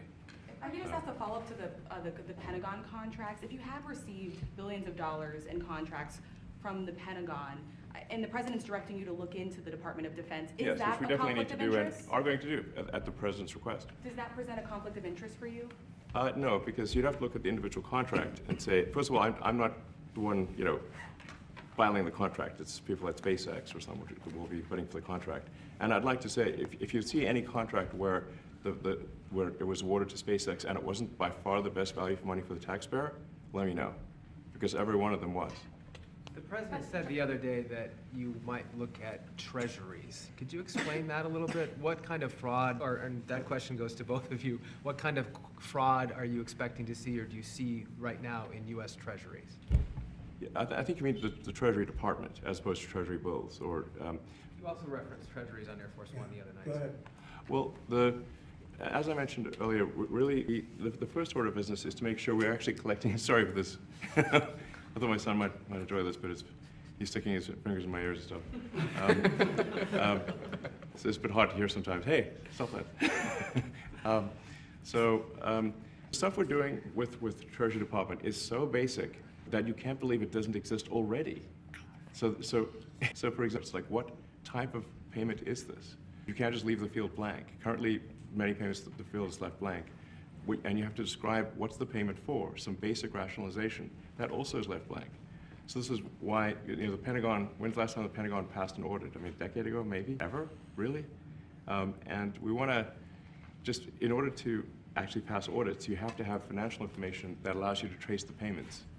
And once in a while, the Treasury has to pause payments if it thinks the payment is going to a fraudulent organization. Like if what to get on that payment, the do not pay list, it means that this is someone no pay list. It means that this is someone that is just, it's like dead people, terrorists, known fraudsters, that kind of thing. We should not pay them. but currently we do, which is crazy. We should stop that. And by the way, 100 team. And for the sake of the country, I hope that the person that's in charge and the other people that report to me that are in charge are allowed to do the right thing, namely make sure everything's honest, legitimate, and competent. But we're looking at just, when you look at USAID, that's one. We're going to look at the military. We're going to look at education. They're much bigger areas. But the USAID is really corrupt. I'll tell you, it's corrupt. It's they incompetent. cooked the stream. It's really it's corrupt. desync now. And I can't imagine a judge saying, well, it may be corrupt, but you don't have the right. You got elected to look over the country and to, as we say, make America great again, but you don't have the right to go and, as we say, make America great again, but you don't have the right to go and look and see whether or not things are right that they're paying or that things are honest that they're paying. And nobody can even believe this. Other people, law professors, right away. You're supposed to be running the country, but we're not allowed to look at who they're paying it to and what they're paying. We have massive amounts of fraud that we caught. I think we probably caught way over a lot of billions of dollars already in, what, 2 weeks? Yes. And it's going to go to numbers that you're not going to believe. And much, as I said, much is incompetence and much is dishonesty. We have to catch it. And the only way we're going to catch it is to look for it. And if a judge is going to say you're not allowed to look for it, that's pretty sad for our country. I don't understand how it could even work. Which one? The buyout program, the offer to federal workers. Can you personally guarantee that the workers who opt in to resign now will be paid through September? They'll get their money, but they're getting a good deal. They're getting a big buyout. And what we're trying to do is reduce government. We have too many people. We have office space. It's occupied by 4%. Nobody's showing up to work because they were told not to. And then Biden gave them a 5-year pass, some of them, 48,000 of them, gave them a 5-year pass, that for 5 years you don't have to. I'm more conservative. Serious question, because I honestly don't know. Are liberals thinking what they are claiming to find in U.S. aid is lies? No. Liberals are saying that U.S. aid is a profoundly important aspect of American foreign policy that works to continue American dominance by doing soft power initiatives around the globe. Some of those initiatives are actually good for the overall for the overall public that receives these initiatives, like, you know, reproductive health care in Africa is good. It's not a bad thing. Okay, even though it is done at the behest of the United States of America doing soft power in these countries, making these countries rely on the U.S. and making those security cooperation agreements that come later down the line an overall easier one to sell to the broader public. Okay. Having said that, however, there is a lot of just insanity in the way that they're targeting things. Like, they'll just be like, oh, well, they're giving $40,000 to a Guatemalan transplant, and then you look it up, and it's actually like a joint partnership agreement to fund the arts. Okay, between a Guatemalan university and an American university. It's like, yeah, that's not fraudulent expenditure. I think a lot of these dummies also personally think that, like, anything that they're doing in terms of, pro-LGBTQ or whatever is not done at the behest of, like, later utilizing these existing relationships as a way to destabilize countries, or at least, like, to have some kind of civil society organization on the ground to develop a better understanding, to do espionage, if necessary. But instead, it's just because we're woke, and we're doing this because we're truly woke. It's a way to believe the propaganda that liberals have put forth. Okay? It's ironic, because that means you genuinely believe that the American government is doing things because they're kind. You have to be a real dumbass to think that the American government is doing things because they're kind. Okay? Yeah, the American government is woke and gay. That's why they were doing aid. Ridiculous. They're doing aid so they can eventually utilize the existing relationships that they've developed on the ground for whatever suits their purpose. Also, none of it is fraudulent. Okay? As Adam Johnson mentions here, everything I ideologically disagree with because it's woke and gay does not mean it's waste, abuse, and fraud. Do you understand? Like, oh, well, I don't like this personally, so I think it's stupid and bad and abuse and fraud is a ridiculous way to do this, okay? unintelligent person alive. 3, if you're really implying that U.S. aid is not done out of pure goodness of the American heart, then name one thing U.S. did wrong in the last 50 years. I can't name one. It would be easier for me to name one thing that America has done that is, there's nothing I can name in general that America has done in the name of good, okay? Even Ukraine is a great example of what I'm talking about. Ukraine is on the right side in terms of morality, okay? Ukraine has an understandable moral position to rid its national borders of a military invasion. America's interest in Ukraine, however, which Trump basically revealed openly, is not so good, okay? You can't go wrong back in Ukraine.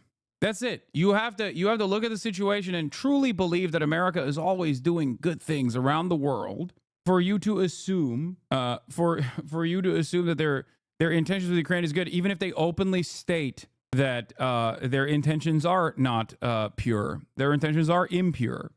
It's also short-sighted policy because there is a funding after-school programs for undeserved communities, DEI, and fraud, but the role of that program is to decrease incarceration, saving the state money. For example, it can also be self-serving. Yes, a lot of those things, a lot of the initiatives like that, after-school programs and whatnot, seem costly, wasteful, and stupid.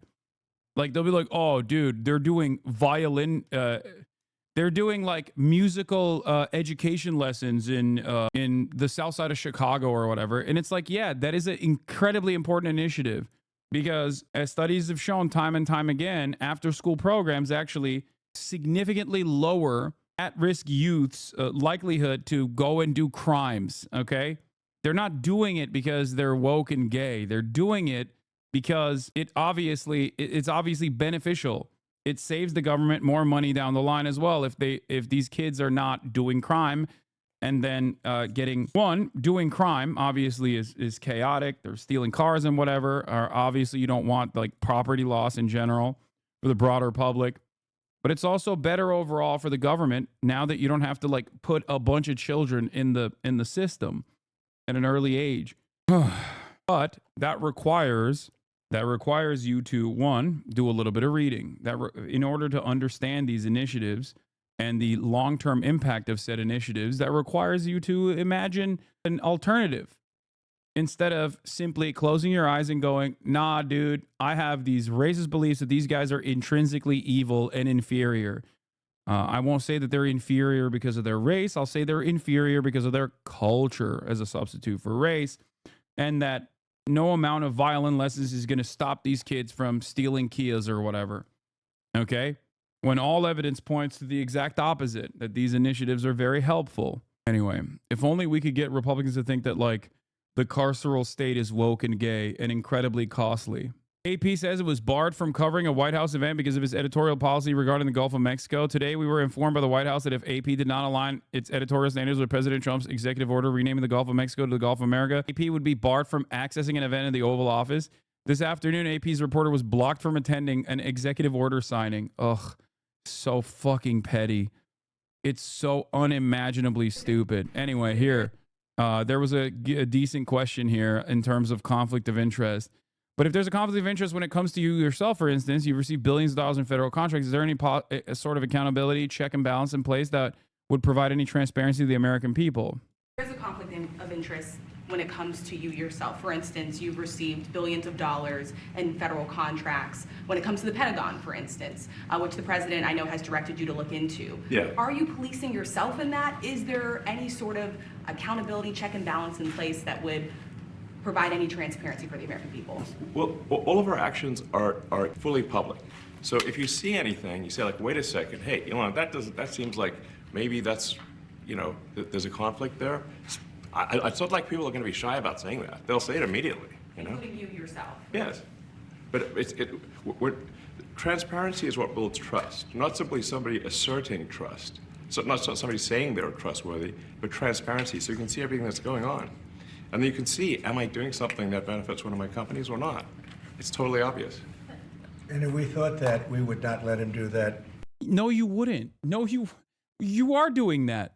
You literally brought up fraudulent and wasteful spending, talking about how the federal government offered millions of dollars to New York hotels in order to house migrants.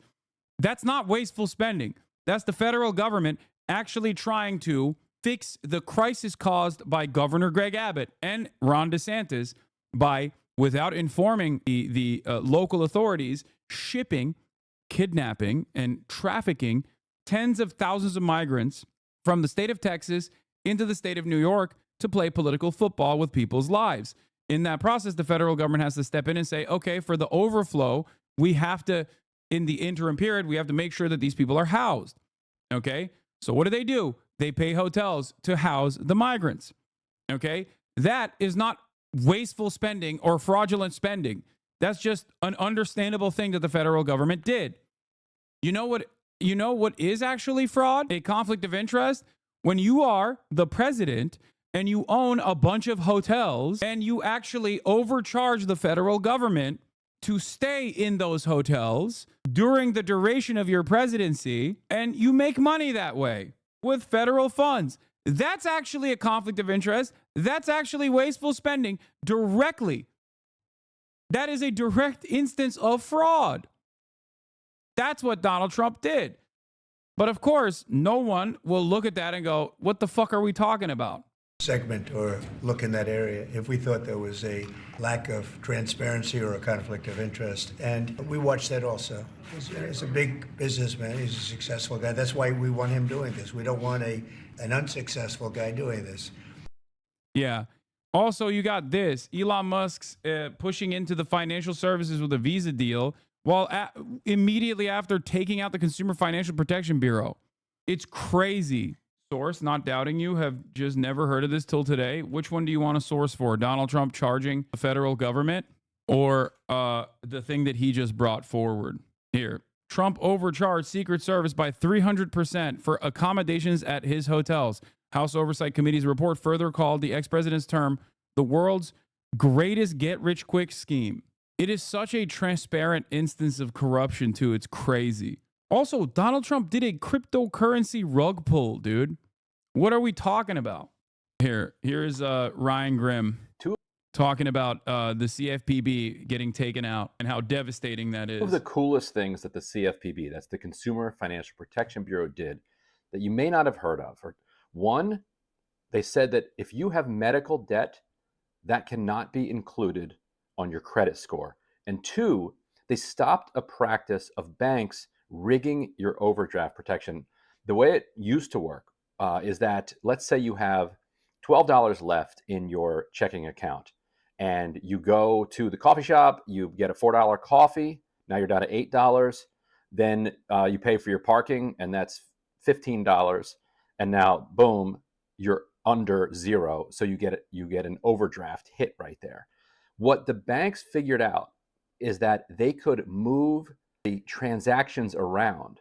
So if you spent $15 and had 12 left, they would make that the first transaction that they hit. So boom, now you're $3 under. Then they hit the coffee. So you get 2 overdraft fees. And what they also figured out is that they could do that over a span of days. And so whenever your balance would get close to zero, they would find one of your transactions that was higher than that balance, even if you had other transactions ahead of it. And so the CFPB said, you can't do this anymore. So that rule and the medical debt rule were put forward by Rohit Chopra, the CFPB director, under Biden. And if you look at this statement here, this is from the White House, announcing that among the reasons that it is shutting down or trying to shut down the CFPB, because it's completely illegal to shut it down. Yeah, have fun with those overdraft hits again. You know what I mean? This is some shit that actually destroyed me as well in the past, back when it used to exist, back when I was a broke boy. Are these two things. They reference, quote, they buried $50 billion in medical debt. That's a reference to that rule. And this thing where it says itself the authority to regulate Americans' checking accounts. What's really frustrating about all of this, there's two things that really piss me off about this. Number one, this is the same party that forced the Biden administration's hand in claiming that the executive authority could not abolish student loan debt. Okay? Now they're saying the executive authority could abolish the Department of Education in its entirety. Think about that. Because when there's a will, there's a way. Nobody cares, okay? Nobody actually cares. It was just that the Biden administration had to play ball. They had to play by the rules, okay? That kind of attitude, that kind of opinion, that kind of subservience to institutional norms will always cause you to lose. And that is very frustrating for the American public. They just go, oh, ineptitude, every step of the way.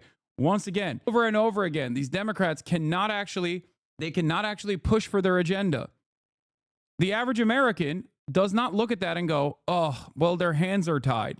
Okay, well, the Republican hands are tied too, but you see them bouldering through those binds every single day. Think about that. And this leads me to my second point, because a lot of people are like, why is Trump so popular right now? It's because a lot of Americans have grown frustrated with the way things are. And a lot of Americans hate the massive hurdles that are always happening, the gridlock that's always happening in Congress, the gridlock that's always happening in terms of like not following through on your agenda. Okay? So when Donald Trump actually boulders through this stuff, people look at him and go, well, at least he's doing something, without realizing that the things that he's doing are actually inherently harmful to the broader public and their interests. But it does not matter, because most Americans just look at that and go, well, at least he's doing shit. That's it. This is why I always try to tell all of you and all who will listen that the Democrats should behave like Republicans, not in terms of policy, but in terms of politics. That's it. That's it. Democrats should be playing politics in the same way that the Republicans do. Obstruct when you're not in power, and when you're actually in power, do everything you can to overcome whatever kind of legal or congressional hurdle is placed in front of you. Okay? That's it. That's it. But they don't do that.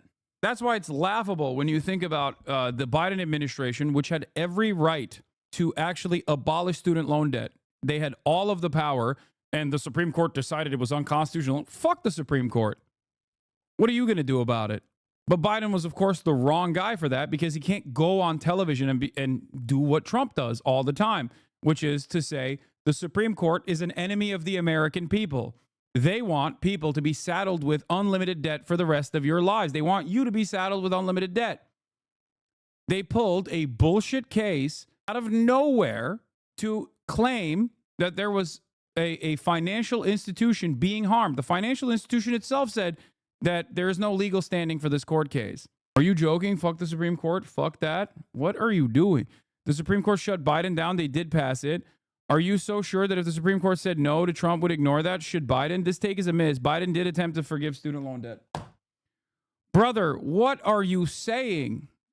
Do you hear yourself? The Supreme Court, especially under the Biden administration, was supremely unpopular. Okay? You have to play hardball. You can't just say, all right, well, they have awesome power at the end of the day. They should have changed the Supreme. They should have changed the Supreme, but just not listening to the Supreme Court is insanity. Yeah, well, when Donald Trump does that, you'll see. If it ever happens, he already has a completely captive supermajority Supreme Court, but if that were to ever happen, you'll see how this works. Okay? It's insane for him too. Yeah, except he does insane shit that is not overall beneficial for the American public every goddamn day. And we just go, oh, what can we do about it? But in the eyes of the broader public, they look at that and go, well, that's my president right there. He's actually doing something. You're demonstrating the same exact attitude that is fundamentally leading Democrats to lose every step of the way. If you are, ironically enough, even if you are an institution defender, if you have one party that opposes institutions every step of the way, that will look to find any kind of legal jargon to justify their actions that continue with their agenda of deregulation, destroying the federal government, destroying the regulatory agencies, offering tax cuts for the wealthy. If you have a party that does not care about the rules or will find like some antiquated legal standard to claim that they have the righteous, like enough of a legal power to behave in this way, then you're always going to sit aside as the institutions are destroyed. Okay? We can do things, but saying Biden should just say, fuck the Supreme Court, let them enforce it, then we have a king, and I don't want a king anything. Dog, we already have a king. And that is because Biden was not aggressive enough. That is my point. And your attitude is the reason why Democrats fucking lose every step of the way. You're still saying, think of the norms as the current White House has taken lighter fluid and a match to the entire institution. And as the entire institution is falling apart, as everything is on fire, you just go, well, at least the structure still stands. We must protect what remains. You're basically hallucinating an alternative reality, okay? You're hallucinating a reality where anybody actually cares about institutions and their infallibility. Aggressive, if you're saying we should do away with democracy, then I don't know what to tell you. I don't want a leftist monarch. First of all, I want a leftist monarch. You're a fucking moron if you don't think that you want a leftist monarch. It is democratic. Do you think that when the overwhelming majority of the public does not want abortion to go away, and then the Supreme Court decides, nah, it's going away, protecting that standard is democratic? No, it's not. It's inherently undemocratic. What the fuck are you talking about? You don't even need to be a left-wing monarch in that regard. You're wrong.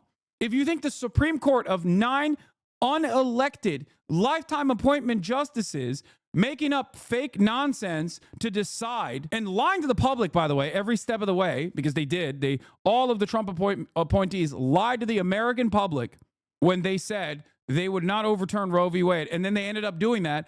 That was inherently undemocratic. And instead of addressing that and saying this decision is completely unacceptable, okay, the Democrats just basically said, oh, this is a great opportunity to fundraise.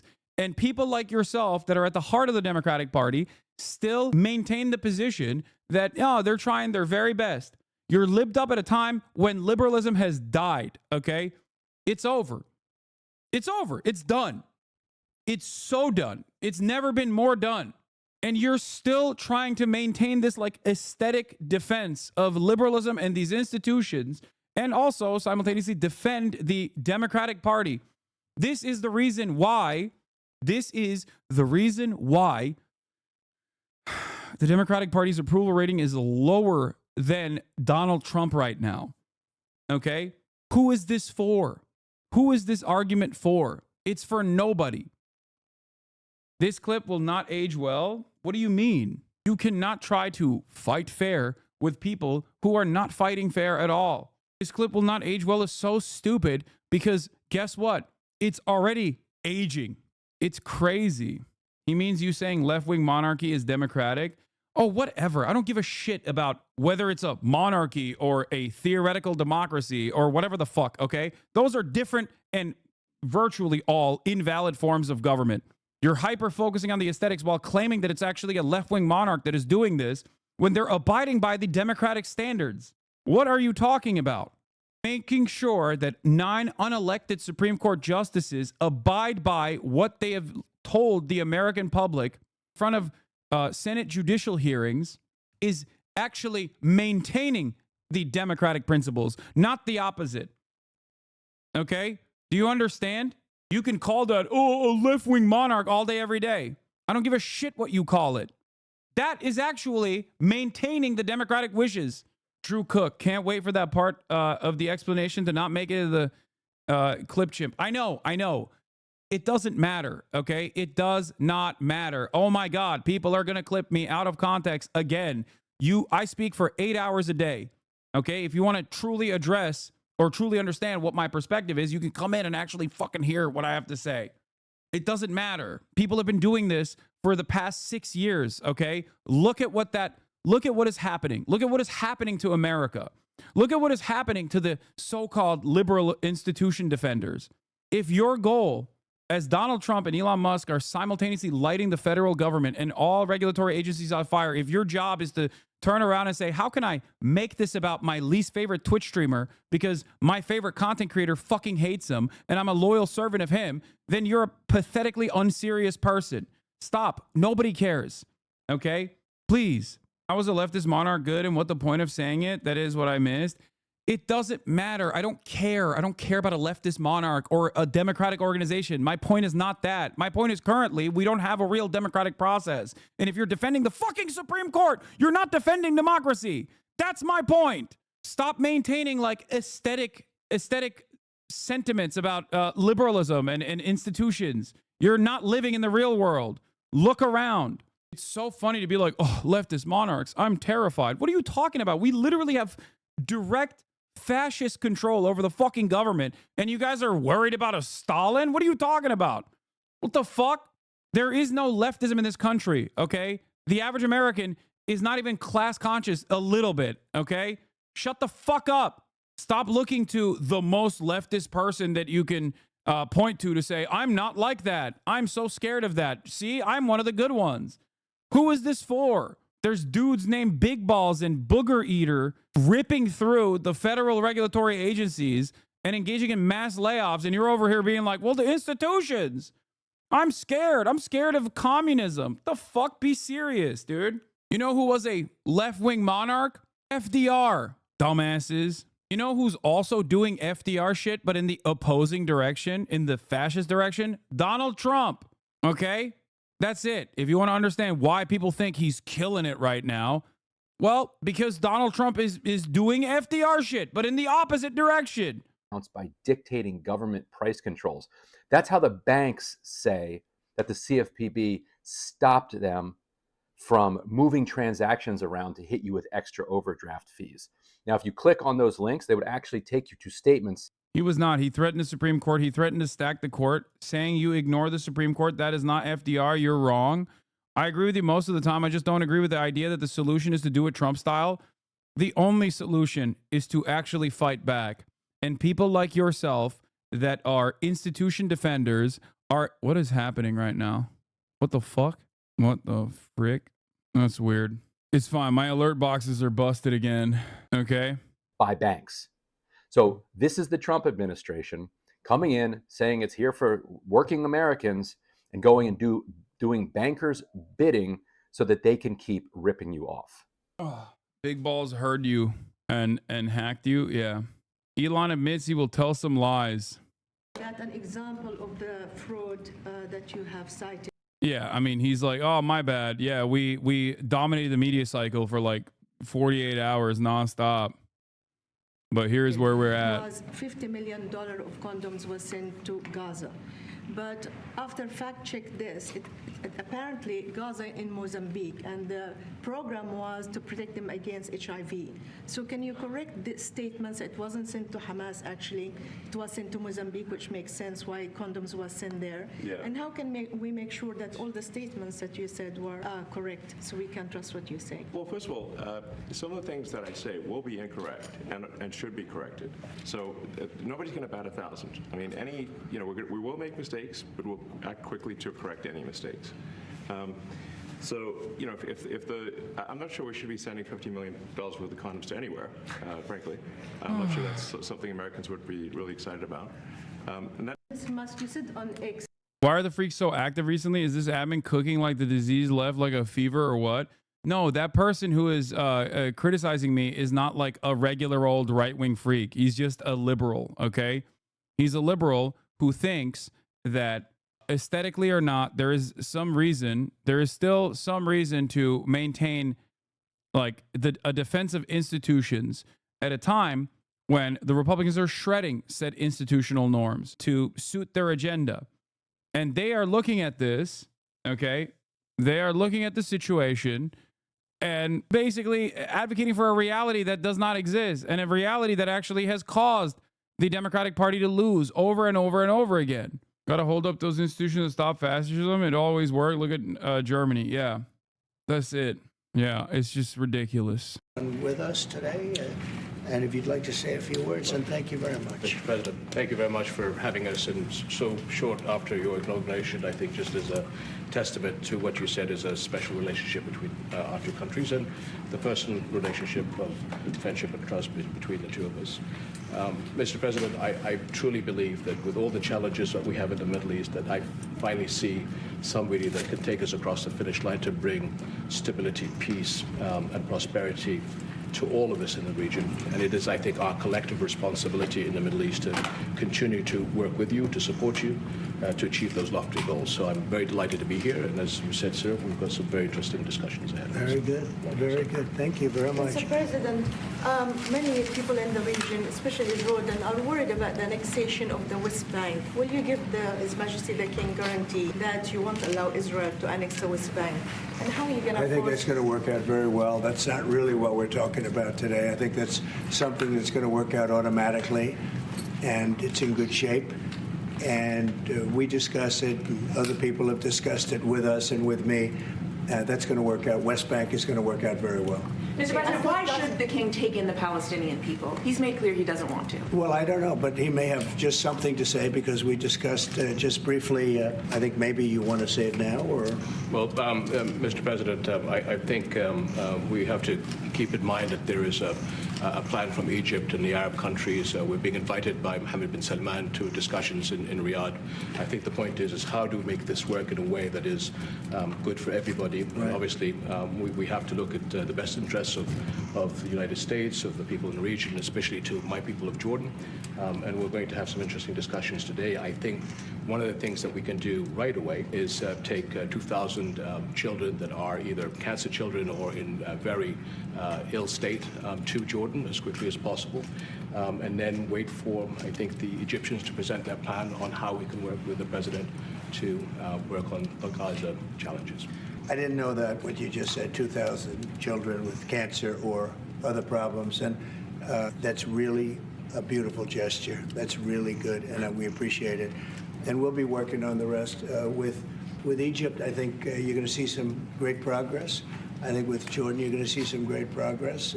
3 of us, and we'll have some others helping, and we're going to have some others at a very high level helping, and the whole thing will come. It's not a complex thing to do. And with the United States being in control of that. The Egyptian Foreign Ministry has dropped a statement as well. The Egyptian Foreign Ministry has shared a statement saying it will propose a comprehensive plan for Gaza's reconstruction to ensure Palestinians can remain on their land. It stresses that any resolution to the conflict must uphold regional peace and Israel's occupation and implement a two-state solution. It added that Egypt would work with U.S. President Trump to achieve a just settlement for Palestinians. Egypt is not playing ball to the same degree as King Abdullah is. In his statement, King Abdullah is rewriting history. He never said this to Trump in front of the cameras. He kept talking about a summit with MBS in Egypt and said, I reiterated Jordan's steadfast position against the displacement of Palestinians in the Gaza and West Bank. Yeah, he didn't. And what he did instead was say, oh, yeah, we'll take 2 million children. I mean, not 2 million children, 2,000 children to basically get Trump to shut the fuck up. Okay, that's it. Sorry, I said 2 million accidentally.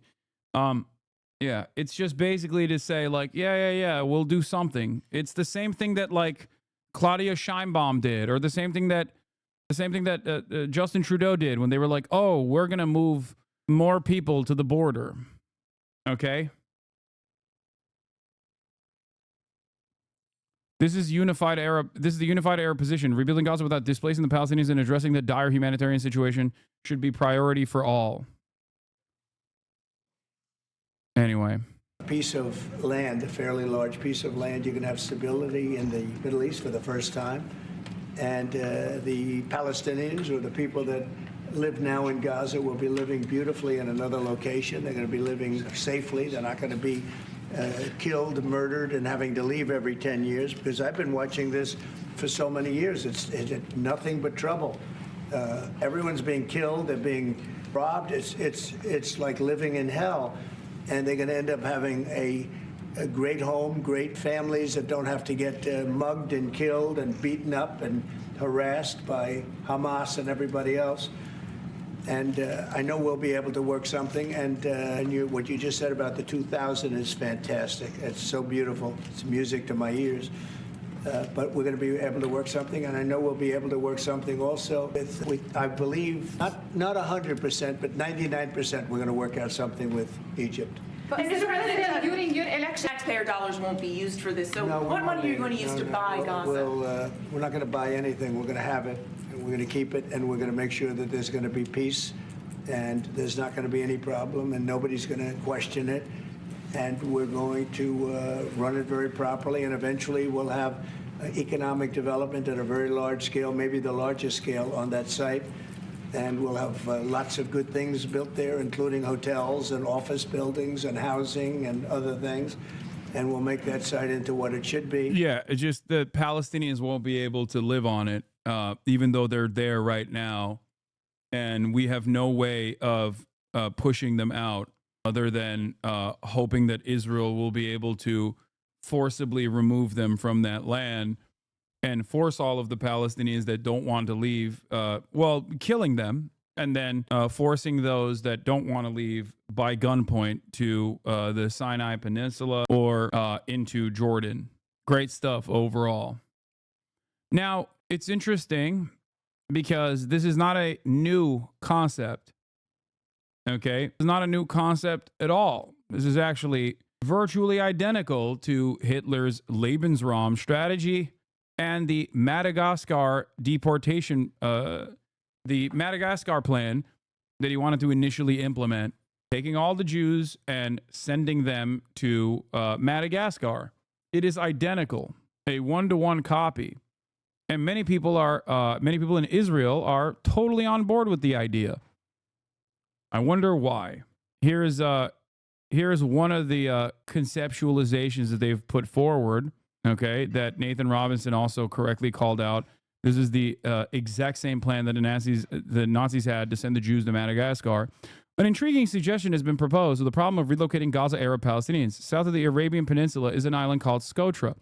It is the sufficient size and has almost no inhabitants. The location is far from the Jews that the Palestinians despise so much and closer to the Arab brethren, with a water buffer zone to keep them at bay, literally, as the other Arabs prefer.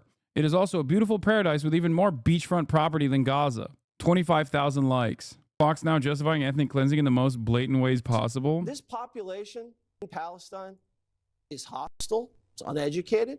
Literally wrong. The Palestinian population is more educated than the Israeli population on average.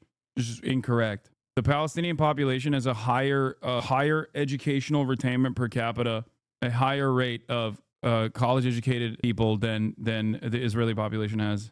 It's just a lie, a racist lie. It's even more radicalized than they were at the beginning of this. I mean, now they have no homes at all. They're even more hateful of the Israelis. And their birth rate is explosive. The average Palestinian woman has 5.5 babies. The average Israeli woman has only 2.5 babies. So demographically, they're a threat, not to mention the national security. This is an insane thing to state. Like, this is just pure Nazi shit. I don't know how else to cover this. It's just pure Nazi sentiment. He said that their population is explosive. They're just having too many children. It's a demographic issue. Yeah, how do you deal with that? Just, forcibly sterilize them, I guess. Has only 2.5 babies. So demographically, they're a threat, not to mention the national security threat. There is no way you can have these two peoples living side by side. I don't think Kamala would have said these things. Hey, who was it that said Trump and Kamala would be the same for Palestine? Yeah, dude. You do realize that Kamala Harris lost because she wouldn't separate herself from Joe Biden on any issue, even the least popular one, which was Israel-Palestine. And that is the reason why Trump won. You recognize that, right? I like that this is an opportunity for you to say, who would say that Kamala and Trump are not the same as one another? First and foremost, the Biden administration, which Kamala Harris also aligned with, okay, she was the vice president after all and refused to separate herself from the Biden administration, also actively tried to quietly push forward the exact same Trump agenda of ethnic displacement. They did do that. They actually actively tried to get regional partners in Jordan and Egypt to take on hundreds of thousands of Palestinians. Okay? They tried to do that just because they were masquerading in like better propaganda, making it seem as though they were trying their very best to do something that's very different than Donald Trump. Doesn't change that reality. Having said that, I didn't say Kamala Harris and Donald Trump would be the same on Israel anyway. I have long maintained the position that American foreign policy is uniparty and the Republicans only make it more right-wing. And then the Democrats come in and don't actually reverse those decisions because American foreign policy at the end of the day is still uniparty. Perhaps the greatest evidence of this was Joe Biden coming in after Donald Trump and not overturning any of the Abraham Accords, moving the embassy to Jerusalem, the permanent annexation of Syrian territory in Golan Heights for Israel. And then who could forget the past 16 months of genocide that came directly because Biden did not offer Palestinians an exit ramp or any sort of recognition whatsoever in the 3 years that he was president. And on the 4th, obviously, October 7 happened. The only difference in this process is the aesthetics. The Democrats act as though they have some semblance of, some veneer of caring about the international rule-based order. That's it. That's it. The optics are different. They try to do their very best to present a falsehood. The rhetoric is different. But I guess that's enough for many of you. Like when Donald Trump, Fauci type crash out 20 minutes ago, crash outs, what are you talking about? When Donald Trump talks about how Gaza is leveled, who was overseeing the leveling of Gaza? Is the question one must ask themselves. Who? Do you think the Democrats would be proposing to move the Palestinians out of Gaza? I'm not thinking that. I'm saying that the Joe Biden administration also tried to do that. The only difference is Donald Trump says the quiet part out loud. Okay? What are you talking about? The Associated Press reported on it. Also, even without the Associated Press reporting on that dealing from the Biden administration, how did the bombs get there? Who bombed Gaza? Why is Gaza completely leveled? I'm so confused. Like, are we actually trying to do harm reduction arguments between what the most effective ways of doing genocide is? Is it better to just like do mass forcible ethnic displacement? But we would not be in a position where everyone is fearing that Trump is literally going to ethnic cleanse Palestine. Chatter, I'm going to try to explain something to you. Under the Biden leadership, the ethnic cleansing campaign had already started. Okay? And the Biden administration kept giving more and more weapons and never actually stopping the Israeli government in their ethnic cleansing campaign.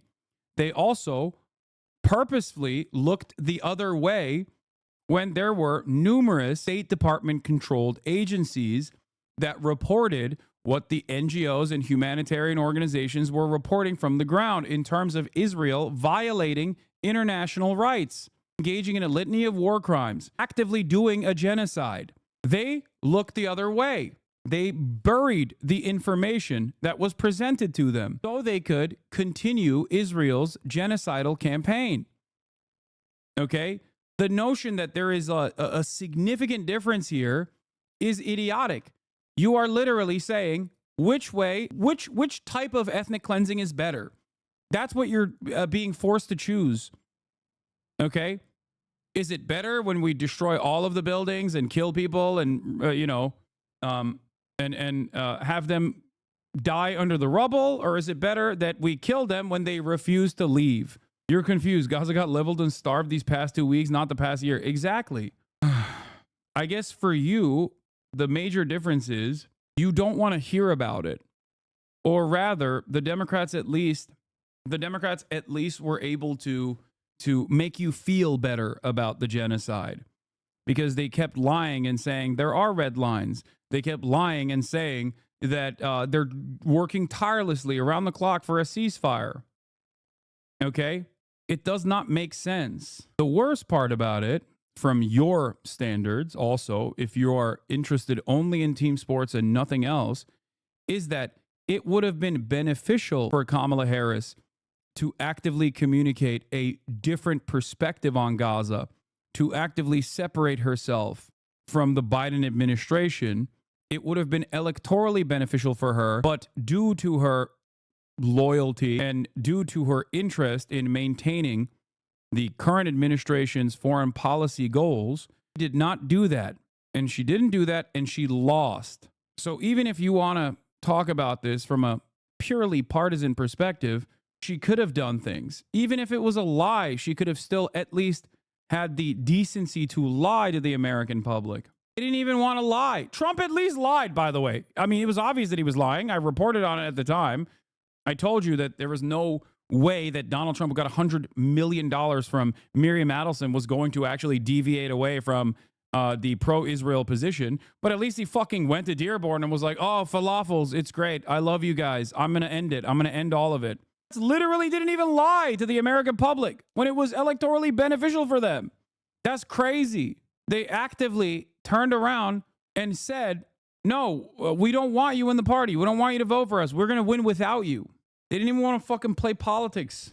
It's crazy. Anyway, so the notion that like, oh man, well, you got what you deserved, pro-Palestinians or whatever, is an idiotic thing to say, especially because I also said Donald Trump would take it one step further than the Democratic Party for sure in terms of West Bank annexation. Okay. And that it was, I never said that Donald Trump was pro-Palestinian, said the exact opposite. But the very fact that the Democratic Party lost a decent chunk of the Muslim voters to a guy that did the Muslim ban, that used Palestinian as a slur, as a pejorative, is insane to me. How can you look at the situation and not get mad at the Democratic Party? How can you look at the situation and go, we have to never run campaigns like this ever again? You explain it like it's your fault Kamala couldn't voice her support for genocide loud enough for certain liberals. Yeah. Why even argue who doesn't get that there is a genocide in Gaza since Biden is lost? Yeah, it's not my fault, but it doesn't matter. People have horse blinders on, and they're desperately looking to attack anyone and everyone they can. And the new meta from a lot of like extremely online liberals is to say, oh, Hassan is the reason why Kamala Harris lost.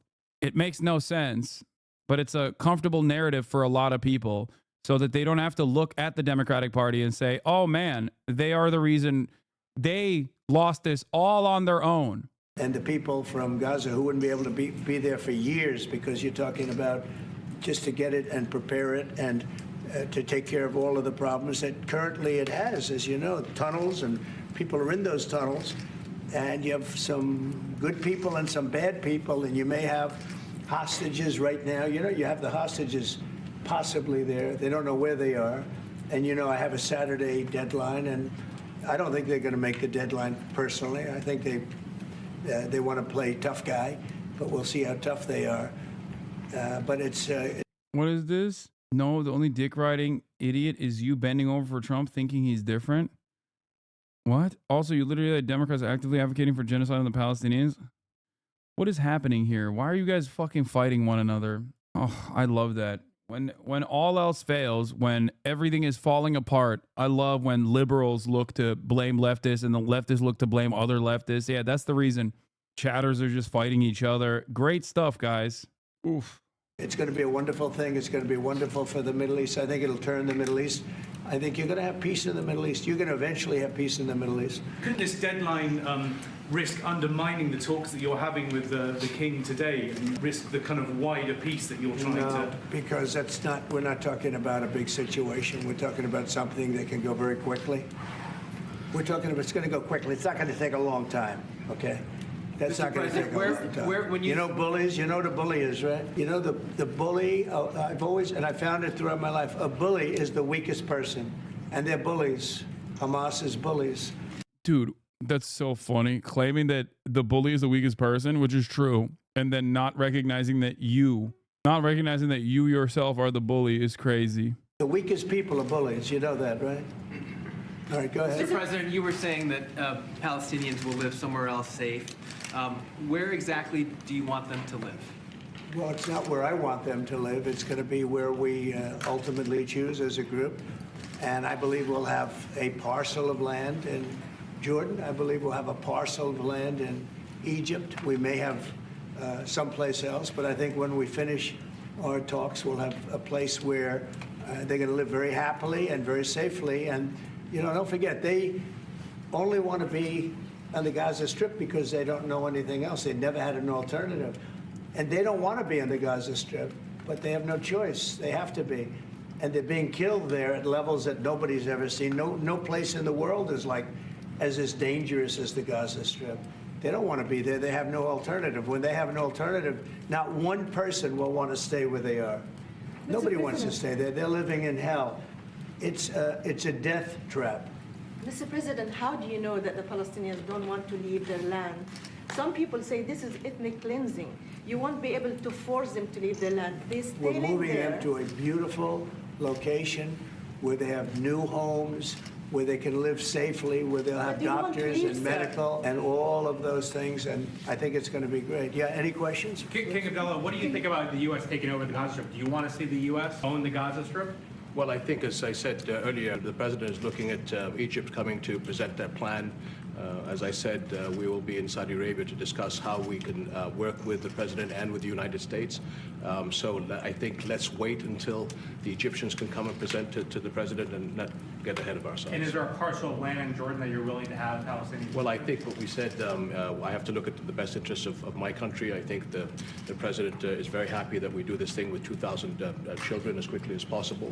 And again, I believe that the president is looking forward to getting a group of us Arabs here to discuss the overall plan. And last question, the 2,000 children, are those from the Gaza Strip? Absolutely from the Gaza Strip. Are you willing to change your mind, Mr. That's President? from the Gaza Strip, the 2,000. Are you willing to change your mind if you hear the Egyptian and the Arab plan end of the month? If they present you something different, are you open to I other think plans? we sort of have gone down the line. We know pretty much what is going to be presented. And I think it's going to be something that's going to be magnificent for the Palestinians. They're going to be in love with it. I did very well with real estate. I can tell you about real estate. They're going to be in love with it. But Mr. President, doesn't concern you that moving 2 million people from A very small number of people. Stop giving a shit. Thank you for the 50 gifted subs. Sorry, I didn't notice it. Relative to other things that have taken place over the decades and centuries. It's a very small number of people. And they're living a terrible life. Look at the way they're living now. Nobody's... Yeah, they're really going to love being ethnically cleansed from their ancestral lands, or what remains of the area that they were initially displaced to. They're going to love that. They're going to personally prefer that. They're going to love that so much. Oh, 2 million people he's talking about. Forcible ethnic displacement. I can't, dude. It is so insane. By the way, you want to know something that's also kind of interesting about this process? This is yet another area where the Democrats are not in unison, collectively saying this is genocide. Part of that is because they would look incredibly hypocritical if they actually chirped about it, considering that they also oversaw the ethnic cleansing of Palestine under their watchful gaze. But that's why I think it's ridiculous when liberals come in here to try and defend the Democratic Party when they're not even fucking saying anything about Donald Trump. Like, they're not even saying, they're not even doing this. They're not doing the thing that you want them, or that you're claiming that they're doing. Nobody's living like that in the entire world. They're living under buildings that are mostly fallen down and will continue to fall down. Bro, these are such horrible takes. Lamau. Yeah, horrible takes. An accurate assessment of the reality that is in front of your eyes is a horrible take, because you would rather not recognize what is happening and instead imagine an alternative reality. It's always great because, like, these guys have nothing. Okay, it's like this take, maybe a statement about how I'm a terrorism supporter or something like that, which is not even a counterpoint to what I'm saying, and then that's it. They just leave. Like, I'm looking for serious discourse. If there's something that you consider I have said that is wrong, present it. And they're living under. People are being killed every day. The conditions are horrible. There are no conditions anywhere in the world that are worse than the Gaza Strip right now. But don't you have concern that you can destabilize Jordan and You said all Egypt? hell will break out if all the hostages are not released on Saturday. What did you mean by that? And are you encouraging Netanyahu to walk away from this deal? Have you talked about this with him? So I've looked at at the condition of people coming out of the hostage situation, and it's horrible. I looked at the before and after yesterday. 3 young men. One is dead now, as you know, the older gentleman who died, which everybody said he was alive and well. He's dead. But the 3 young men, and I looked at them from a short while ago, and I looked at them now. They're emaciated. They look like Holocaust survivors. They looked, they'll get better, but they're in rough shape. They were treated really badly, and we've heard things from them since.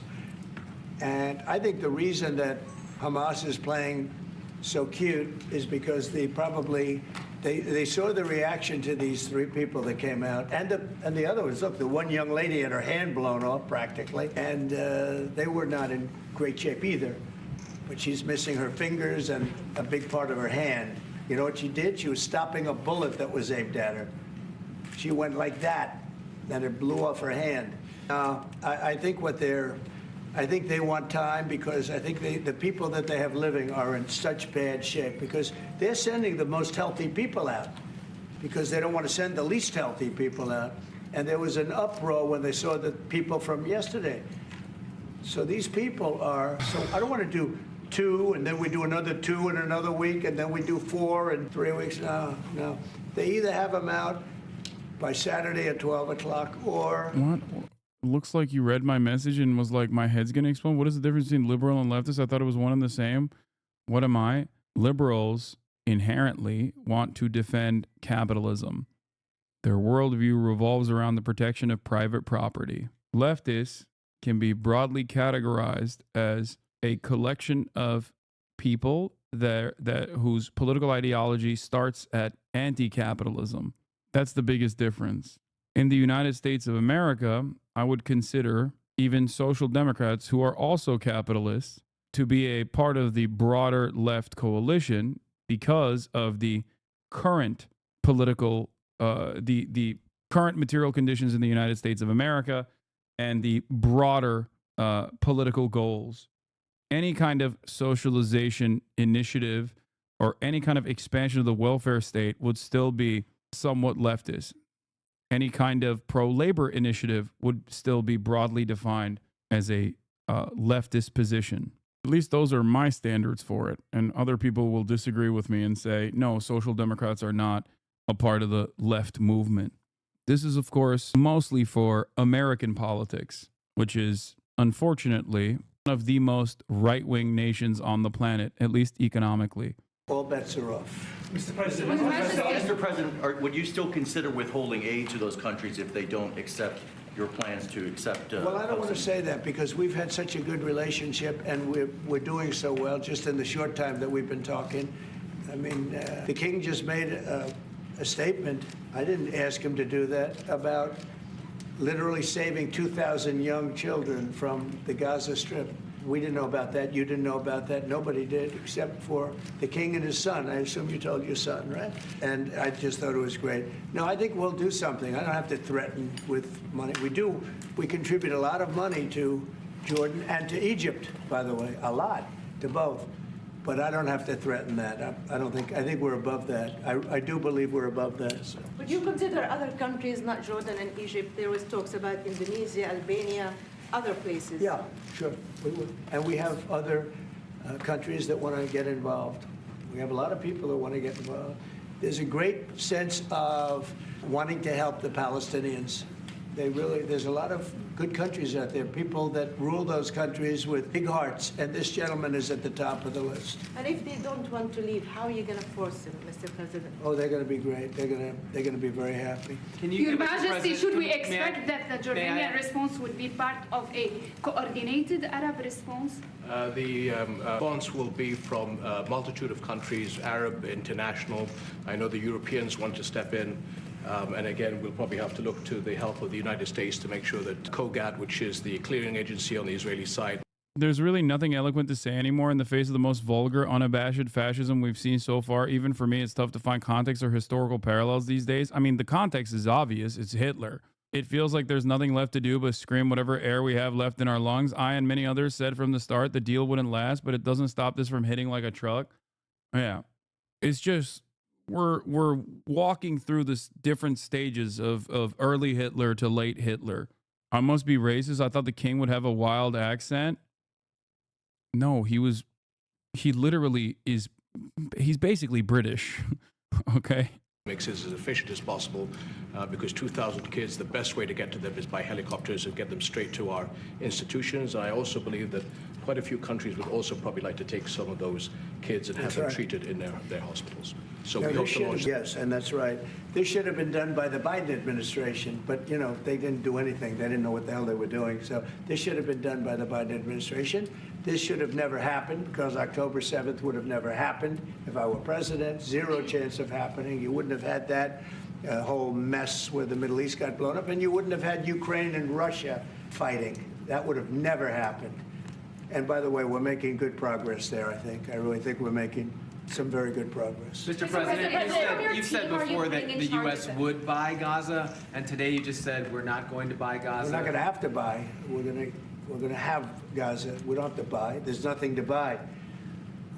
We will have Gaza. What does that mean? No reason to buy. There is nothing to buy. It's Gaza. It's a war-torn area. We're going to take it. We're going to hold it. We're going to cherish it. We're going to get it going eventually where a lot of jobs are going to be created for the people in the Middle East. It's going to be for the people in the Middle East, but I think it can be a diamond. It can be an absolute tremendous asset for the Middle East. And you're going to have peace. It's going to bring peace in the Middle East. Gaza, the way it is right now, every 10 years, you're going to have the same thing happening. I've watched it so long, all the death and destruction of Gaza. Civilization's been wiped out in Gaza. No, it's going to be a tremendous thing. It's fronting on the sea. It's going to be a great economic development job. It's going to put people to work, a lot of people to work. And those people are all going to be from the Middle East. And to follow up with one on that for King Abdullah, can you clarify again, sir, how do you feel about the U.S. taking Gaza, as the president said? Well, again, this is something that we, as Arabs, will be coming to the United States with something that we're going to talk about later to discuss all these options. And Mr. President, take it under what authority? It is sovereign territory. Under the U.S. authority. And Mr. President, would you seek to personally develop property in Gaza after this happens? No, I've had a great career in real estate. You know, when you've done what I've done in the last number of years, including the 4 years that we should have been doing something else, frankly, because people see that now for sure. But when you've done what I've done, you can just do more good for people when you're president. When you're president, we can do things. This is all things that should have been done, but actually things that shouldn't have had to be done. Gaza, absolutely, it would have been so great if the Biden administration would have started this. But actually, in all fairness to them, it was, they should have never let it happen. It did happen, and because of the fact that they let this happen, this catastrophe of October 7th, something like this becomes practical and very real, meaning the development and all of the things that I've talked about with respect to the Gaza Strip. If you didn't have the October 7th catastrophe, and it was a horrible catastrophe, then probably you wouldn't be talking about that. But the only thing I can say is this is going to bring stability and peace to the Middle East. And ultimately, when it's developed, which will be in quite a while from now, because we want to let things calm down. But when it's developed, it's going to bring tremendous numbers of jobs to the Middle East, including the people of your country.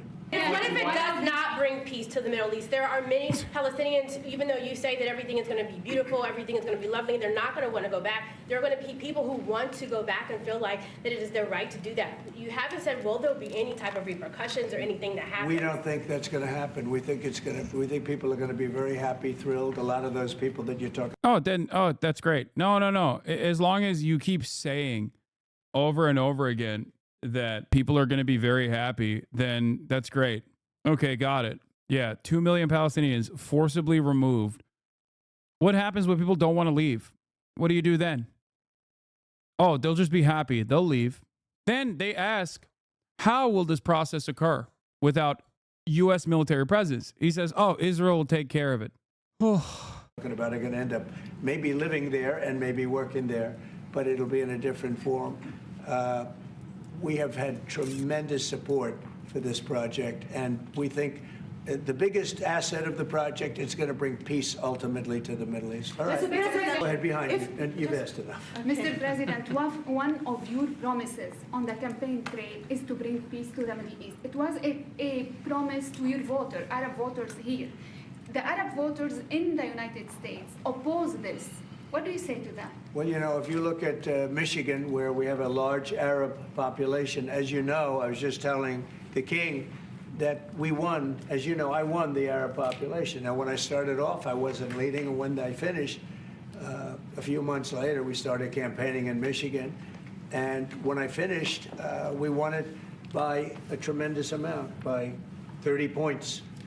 So my relationship with the Arab population has been fantastic. And I mean, it's just every part of this is delusional. You know what I mean? With the It's just everything he's saying is completely delusional. It's just as delusional to say, oh, the Arab population loves me, as is to say that, like, the Palestinians will love being forcibly removed at gunpoint from what remains of their ancestral lands, okay? ceasefire in Gaza hanging by a thread, the King of Jordan came to the White House today for urgent talks with Donald Trump, as the president reiterated his ultimatum to Hamas, that they have until noon on Saturday to return the hostages, or else. they either have them out by Saturday at 12 o'clock or all bets are off. Was he talking about American retaliation? The president didn't say, but the threat was clearly there and clearly echoed by Israel's prime minister today. If Hamas does not return our hostages by Saturday noon, the ceasefire will end, and the army will return to intense fighting until Hamas is finally defeated. The joint ultimatums came after Hamas last night said it would delay the release of hostages from Gaza this weekend, claiming Israel had broken promises in their ceasefire deal. Yeah, Israel did break the promises in the ceasefire deal. This is trackable stuff. Stuff that Israeli authorities have also agreed to. The Israeli military has said Hamas has not violated the ceasefire conditions. And Israeli negotiators that wanted to maintain anonymity, of course, have openly confirmed that Israel was the violator of the ceasefire agreements, specifically violating some of the agreements, such as how many aid trucks were to be let into the Gaza Strip, how many mobile homes were to be brought into the Gaza Strip. Israel brought in 0. They were supposed to send in 50 trucks with oil. They've only sent 15 every day. They were supposed to send in 200,000 mobile homes. They've sent in 0. They were supposed to, wait, hold on. I don't want to get the numbers completely wrong here. Where is it? Oh, God, I have the fucking Macklemore video right here. It was 200,000 tents they were supposed to send in. They've only sent in, what, 20,000? I know the number of mobile homes they sent in is 0, but I don't remember what the actual number was for, entry of 50 fuel trucks per day. Fewer than 25 trucks were allowed, representing less than 50% of the agreed quantity. Commercial sector was not allowed to import fuel. The agreed quantity of tents allowed entry was 53,000 out of the 200,000 tents specified.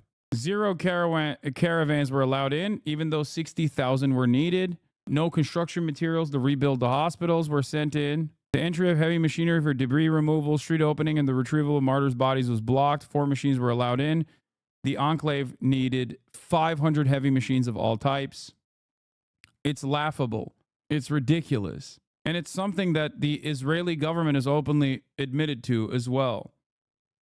Humanitarian aid wasn't flowing, and Palestinians were being prevented from returning to the north of the Strip. But President Trump wasn't buying it. And, you know, I have a Saturday. We are making a mistake. Every time we bring things back to him, he gains relevancy. Relevancy is power. Those who are hungry fear irrelevance. Share this message. Yeah, we are collectively going to ignore the genocidaire president of the United States of America as he's actively talking about the steps that he's going to take to do a permanent ethnic cleansing campaign. Thank you. Deadline, and I don't think they're going to make the deadline personally. I think they want to play tough guy, but we'll see how tough they are. Trump says he wants to bring peace to the Middle East, but his plan to take over Gaza and his threats to Hamas have instead brought chaos to the peace process. But he insists things are on track, and today is hoping to strong-arm the King of Jordan to take some of the nearly 2 million Palestinians he plans to remove from Gaza as part of his real estate makeover. Where I want them to live, it's going to be where we ultimately choose as a group. And I believe we'll have a parcel of land in Jordan. I believe we'll have a parcel of land in Egypt. We may have someplace else. But I think when we finish our talks, we'll have a place where they're going to live very happily and very safely. But the King of Jordan wouldn't commit to Trump's plan, though he hoped to appease the president with one concession. One of the things that we can do right away is take 2,000 children that are either cancer children or in very ill state to Jordan as quickly as possible, and then wait for, I think, the Egyptians to present their plan on how we can work with the president to work on the Gaza challenges. Amid the back and forth, politicians on the Hill didn't appear to understand what Trump's threat meant, that all hell would break out if Hamas didn't comply with his demands. What does all hell will break out mean, though? That's a good question. That's a question for President Trump. Is he talking about American boots on the ground, though? That's a question for President Trump. Would you support that? No, I would not. This Republican senator was a very rare politician who dared be critical of the president's latest threats. President Trump's ultimatum on Gaza yesterday to Hamas. Is that helpful? Do you support that? And what does he mean by all hell breaking out? I don't know. I think that's a question that is clearly best directed to President Trump. And his view to take over Gaza. Obviously, the King of Jordan is here today and to persuade them to take 2 million Palestinians. Dude, the British are not aware of the ways in which concern gets thrown around, okay? It's like, wow, we found a Republican senator who is stated that she is very concerned. Yeah, that's cool. Is that a proposition that you think can work? My guess is that it is not going to be welcomed. How? How is it possible for them to do? And so it may be very easy to say somebody else will just take these people. Easier said than done. So I think the response today is going to be very important. The response from Jordan today seems to be, we hear you, President Trump, but we're not ready to commit to your real estate deal just yet. It's a war-torn area. We're going to take it. We're going to hold it. We're going to cherish it. But President Trump seems determined to make his Gaza plan happen regardless. Siobhan Kennedy reporting from Washington. Well, Jordan has already absorbed waves of Palestinian refugees. Almost 2.5 million people are registered as such with the United Nations. But if Jordan and Egypt were to suddenly take in millions of displaced Gazans, it would put decades of relative stability at significant risk, as our international editor, Lindsay Hilsum, now reports. On the streets of the Jordanian capital today, lawyers... First-time chatter had to follow to ask this question. How does Trump and Netanyahu's Gaza plan get any traction? Don't Palestinians have some sort of form of government to negotiate or disagree? No. They have been deliberately undermined and written out of this process, which is ironically how October 7 happened to begin with, and that they're not even seen as human beings in the eyes of Donald Trump or Benjamin Netanyahu. They're not even seen as people. They quite literally refer to them as subhuman. How else would you be able to actively state that you are going to do a mass ethnic displacement campaign of 2 million people and you don't even hear what they have to say about it? Think about that. You can only advocate for something like this if you just don't think that they're human beings. Lawyers were protesting that the forced displacement of Palestinians from Gaza would be against international law. And they were trying to give President Trump a history lesson. The dream of displacing the Palestinian people goes back 100 years. It has never and will never be fulfilled because of their heroism. The scene is near Jericho, one of the camps for Arab refugees. The story is one of destitution. The US president may be unfamiliar with or unbothered by what happened in 1948, when the founding of the State of Israel forced more than 500,000 Palestinians into Jordan. He may not remember the war in 1967, when another 300,000 or so fled to the Hashemite kingdom, so Palestinians became a majority in the country, nor the instability that the exodus caused in Jordan. That was mortar. That was a mortar right in the front garden. In 1970, in what became known as Black September, Jordanian forces ended up fighting the Palestinian Liberation Organization, which was trying to topple King Hussein, the current Jordanian king's father. Well, I think Jordan and Egypt... This is also part of the reason why the Jordanian king is terrified of a mass influx of Palestinian refugees coming into the country, especially considering how many of Jordan are technically Palestinian to begin with. But the reason for the existence of the nation state of Jordan is, or the monarch to exist, is basically this. Well, I know they've spoken about it with you, and they say they're not going to accept. I say they will. Will they? Knowing that accepting so many refugees might lead to the downfall of their own leadership? This takes us back to the 50s and 60s, even 70s, when Palestinian movements were trying to fight to get back to their homes. So it would destabilize these countries, their neighbors, the region, politically, economically, in security terms. It's not even worth. Hello, Hassan. Obviously, the plan to relocate all those people is ridiculous, but considering the current political climate, do you think it's maybe the only option to stop the killing? There is no relocation of 2 million Palestinians without killing a big chunk of them. I don't understand the liberal mind that is so subservient to ethnic cleansing. Hello, Hassan. Obviously, the plan to relocate all of those indigenous Native Americans further out west is ridiculous, but considering the current political climate, don't you think it's maybe the only option to stop the ethnic cleansing campaign? Hello, Hassan. Obviously, the plan to relocate all of those Jews in Germany and all of the additional territories that Germany is taking over for Lebensraum purposes is somewhat ridiculous. But don't you think, considering the current political climate, that it's maybe the only option to stop the killing? That's it. This isn't even like oh, you're calling everything Nazi or you're calling everything a genocide style situation. Like this is directly it. History is unfolding in front of our eyes. And there are people who actively are assuming the role of the genocide heirs, finding reasons as to why it's logical. Worth bearing think about the consequences of such a move. Yesterday, the U.S. Secretary of State, Marco Rubio, was meeting his Egyptian counterpart, Badr Abdelati, who is also likely to have resisted the idea of accepting Palestinian refugees. Since the ceasefire, it's become clear that Hamas is still active in Gaza. The movement has its roots in the Muslim Brotherhood, the Egyptian government's most potent domestic enemy. They would surely fear Hamas fighters infiltrating Egypt, quite apart from the fury of their own population about the forced displacement of Palestinians. Across the Arab world, should Gaza be ethnically cleansed, should many more tens of thousands of Palestinians be killed, the anger on the streets and just how much of the world will hold Egypt and Jordan complicit in an ethnic cleansing of Gaza. This is something that they very much fear. President Trump is, of course, right.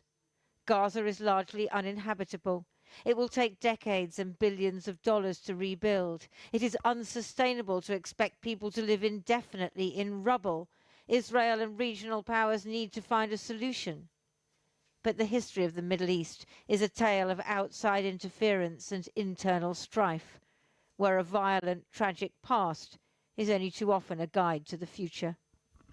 Lindsay Hilson reporting. Well, Fleur Hassan is an Israeli Foreign Ministry Special Envoy and previously served as Deputy Mayor of Jerusalem. She joins me now from that city. Thanks for coming back on the program. Let's start with the ceasefire deal, if I may. I mean, from what the President has been saying in Washington, from what your Prime Minister has been saying, it looks as if the deal might be doomed by this Saturday at noon. Yes, it's very concerning because, of course, as you saw last Saturday when the 3 hostages came out looking like Holocaust survivors, you know, at this point, everybody's a humanitarian case. Anybody who's alive is not in good condition. And in fact, within Israel, there's a lot of debate as to whether we should have had the first phase and the second phase to begin with. Why are we drip releasing? Why are Hamas drip releasing these hostages? And why did we agree to this? It was almost extortion. Right. But this was a deal that was agreed to by all sides. You know, this is a deal that's, that's been complied to so far until now. I mean, Hamas says that Israel is breaking the deal by not allowing enough fuel trucks in. Instead of 50 fuel trucks a day, they've only allowed in 15. Instead of 200,000 tents, they've only allowed 20,000 tents. And one gets the impression that Israel, by doing that, Hamas would say, doesn't actually want the Gaza Strip to be rebuilt in any shape or form. First of all, it's a lie that Israel is not. Why would Hamas stick with the deal? This can become a major blunder for Trump because they're desperate.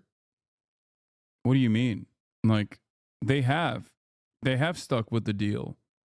Hamas has stuck with the deal. Israel confirmed that Hamas has stuck with the deal. This person is simply talking shit. Not complying with the ceasefire. And now we know that because the UN, who can be very critical of Israel, have said today that it's not true. That in fact... No, they didn't. What? What is she talking about? Israel itself, negotiators on the Israeli side have openly admitted that they are not abiding by the current ceasefire agreements. This is before we even talk about the bombing campaigns and the shooting that Israel is engaged in inside of Gaza, which is a direct violation of the cessation of hostilities to begin with. Genuine question, why is stopping Hamas from releasing, what is stopping Hamas from releasing all the hostages? Is it leverage? It doesn't seem like Israel even cares anymore, so what's the upside? Yeah, that's literally it. That's always been the case. What are you talking about? What? Yes, of course it's leverage, chatter. A crumb of leverage. All the humanitarian aid that's supposed to go in is going in. And so they're fabricating a crisis like they've done before. Let's be honest. October 6th, we also had a ceasefire with Hamas in 2023. Last year, over a year ago, when we had 100 hostages come out, we also had a deal with Hamas that they broke. So they are the ones who keep... Oh, they're the ones who keep breaking it, not Israel, even though Israel is the one who very actively violates the agreements, including in this one as well. Breaking these ceasefire deals and inventing excuses. I just wondered if I could ask you... Yeah, ask him what Hamas has violated so far. That's what I would like to know. What has Hamas violated in terms of the ceasefire agreement? They literally played ball. First, they released the hostages and there was commotion. Then they released the hostages in an orderly manner on a stage, right? But Israel hated that because the hostages were throwing up peace signs, okay? So they fucking hated that. And they told Hamas never to do that again. So they went back to releasing hostages in the public crowds, okay? And then Israel was like, look at how they're mistreating our hostages when they're releasing them. So they went back to the fucking podium again. There's no correct way to do this in the eyes of Israel, because the problem is the hostages that have been released overall, look to be in much better conditions in spite of the fact that they were under a blockade implemented by Israel, under bombings implemented by Israel, than the Palestinian hostages that have been released from Israeli detention, who were very clearly tortured by the thousands. About the bigger picture, and this is what President Trump raised again in the Oval Office, talking to King Abdullah of Jordan. This idea that 1 million Gazans would be moved, one assumes forcibly, because none of them probably want to go, to Jordan, and 1 million to Egypt. I mean, do you think that's a good idea? Well, why do you assume they wouldn't want to go? Because it's their home. Gaza's their home. No, they would love to go. But if it's unlivable right now, and there's been a lot of unofficial research, first of all, let's look at numbers. 10 years before October 7th, 250,000 Gazans, the ones who could get out, because Hamas would not let them leave. The ones who could get out had a bit of money to get themselves smuggled out, left. Since October 7th, the rich ones who could get out, 100,000, are in Egypt right now. So why don't we do something which nobody actually wants to do, which is ask the Gazans? Maybe they don't want to be cannon fodder for Hamas. But do you think it's a good idea, just, whether they want to leave or not, do you think it's a good idea for 2 million Gazans to be moved to Egypt and Jordan? I think it's a good idea to ask the Gazans what they want. Okay. Do they want to be ruled by terrorists, or do they want a chance at peace and prosperity somewhere else? And if they say we want to stay in Gaza, would Israel listen to them? Should America listen to them? Well, I think that we have to ask them first. From what I understand, many, at least half, would actually leave for a better life. Wouldn't you want a better life for your family than living in rubble and tents now for the next 5 to 10 years? And I mean, we know from Jordanian officials and Egyptian officials that they don't necessarily welcome the idea of having 1 million Palestinian refugees on their home soil because it's destabilized their countries in the past. Do you think that might repeat itself? Well, it's interesting how you call them refugees, and then at the same time, everybody's talking about having them leave their land. So is it their land or are they refugees? Well, no, they would be refugees if they went to Jordan. They would be refugees if they arrived in Jordan. They've been called refugees. They've been called refugees by UNRWA since 1949. Yeah, so they're fake. They're not real refugees, because that would require recognizing that Israel has made them permanent refugees. So there's always that debate, isn't there? But that's not a debate. The I'm trying to have with you is whether you think that you're defending the nation state that did that. There's no debate there. I guess you could debate everything. You know what I mean? It's akin to genocide denial. by having 1 million Palestinians from Gaza living in those two countries would be so destabilizing for those countries, but also ultimately that it might endanger the peace deals that you, Israel, have with Cairo and Amman. It's a good point, but what I would say is it depends who moves. If just regular families who are not involved in terrorism are moving, then why should there be a threat to anyone? The problem is, are the Muslim Brotherhood going to move from Gaza to Egypt? I can understand the Egyptians, I can understand the Jordanians, but if it's regular families who want a new life, Jordan has 80%, if not 85% Palestinians already. In fact, the leader of the opposition of Jordan has said the Palestinians should come to us because this is their land under their own national law. Right. So the Palestinians from Gaza that we've spoken to, in recent weeks and months, when presented with this idea, they've said, no, although the place is now a pile of rubble, this is our home. This is where we want to stay. So if they are forced to move, wouldn't that be ethnic cleansing? Well, again, I don't know who you've spoken to. That's just definitionally what this is. There is no debate on this, okay? That is not that like legality matters here, okay? Because even the international courts are going to be held up every step of the way. There is no real justice. America dominates all of that. That is precisely what this is. And your advocacy for this makes you a Nazi. I don't understand how you can claim anything other than that. That's it. You're actively advocating for the ethnic displacement of an entire group of people that live in their indigenous homeland. I've received many, many messages, many, many videos, many families who want to leave, just as we've seen the... Yeah, they're all hitting her up. The person who works with the Israeli foreign minister. Trend over the last 10 years of people leaving when given the opportunity. And maybe there could be more opportunities in different... The irony, of course, is that, I'm sure there's plenty of people who would want to leave right now, especially considering what Israel has done to them, okay? And yet, there is still a massive number of Palestinians that will want to stay behind. What are you going to do with the massive number of Palestinians out of the 2 million that don't want to leave? How are you going to force them to leave? Different countries, and not just Jordan and Egypt, which I think also President Trump spoke about it. Israel has never said it's going to forcibly remove anyone. We just want to give people a choice. Fleur Hasanabi, thank you very much. She's not trying to give people a choice. All right, let's get to some homegrown domestic fraudulence. The Trump administration, known for deal making, has cut another deal with the great deal maker himself, the honorary Turk, New York City Mayor Eric Adams. As you guys know, the mayor of New York City, Eric Adams, was investigated by the federal agencies for corruption and for cutting deals with Turkish envoys in an effort to give, I guess, very limited benefits to the Turkish government in a pay for play scheme where you got to visit Istanbul quite a bit with Turkish Airlines tickets and also stay at the Four Seasons in Istanbul. And for that he offered the Turkish embassy a way to avoid the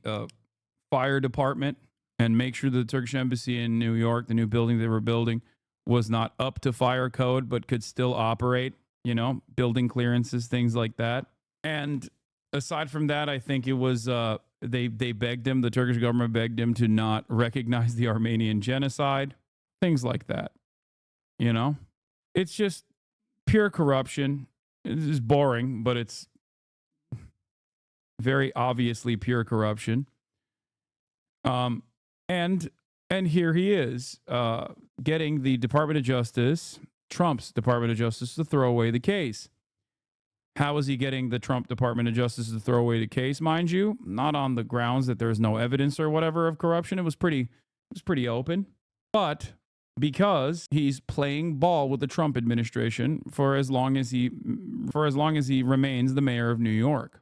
New York, where federal prosecutors have been ordered to drop the government's corruption case against Mayor Eric Adams. He had been facing 5 charges, among them bribery and fraud. A Justice Department memo says now that the case was interfering, however, with Adams' ability to help with President Trump's immigration crackdown. CBS News legal contributor Caroline Polisi is here for more on this. Caroline, thank you very much for joining us. I mean, he quite literally said that New York City local law enforcement would collaborate with ICE if ICE ever wanted to do raids inside of New York City, despite New York City being a sanctuary city. And lo and behold, a couple hours later, the Trump administration's Department of Justice said they're dropping the case on him. The Justice Department was at pains to point out that they're not dropping this based on the merits or a review of the evidence. They're not saying he's innocent.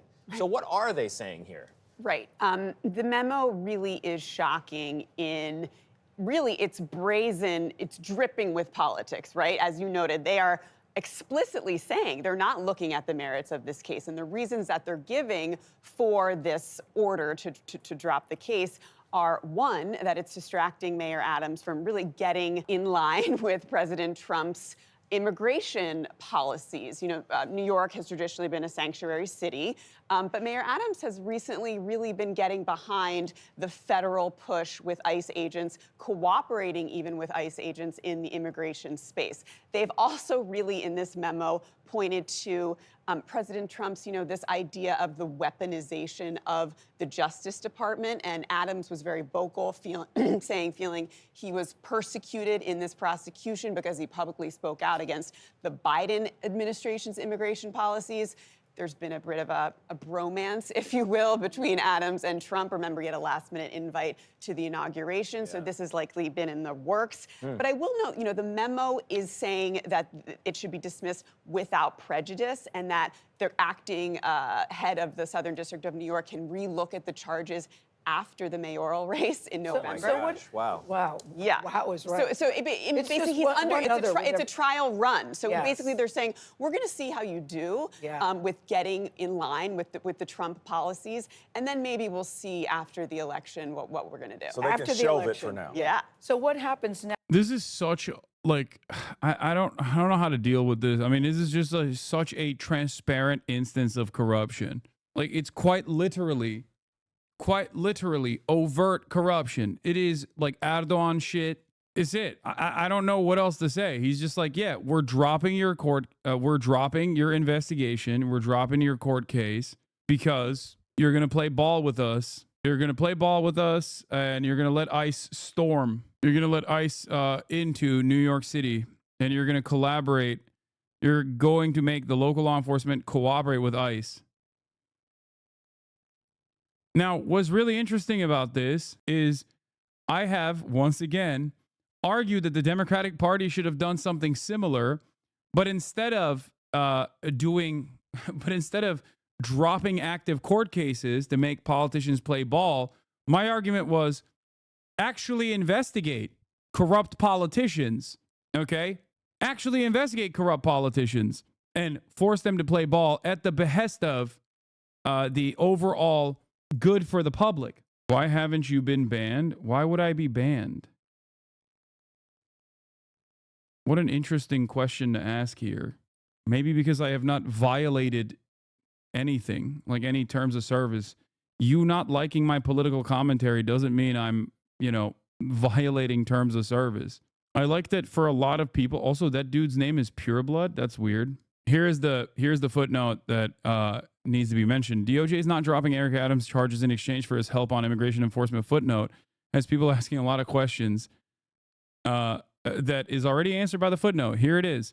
Your office correctly noted on February 3rd, 2025 memorandum, as Mr. Bove clearly stated, defense counsel dismissal at our meeting. The government is not offering to exchange dismissal of a criminal case for Adams' assistance on immigration enforcement. According to an October 2024 Wall Street Journal article about has already started to participate in arms deals again. Okay, that's a separate part of this. Mr. Bove clearly stated to the Defense Council during our meeting, the government is not offering to exchange dismissal of a criminal case for Adams' assistance on immigration enforcement. That is precisely what they're doing. That is precisely what they're doing.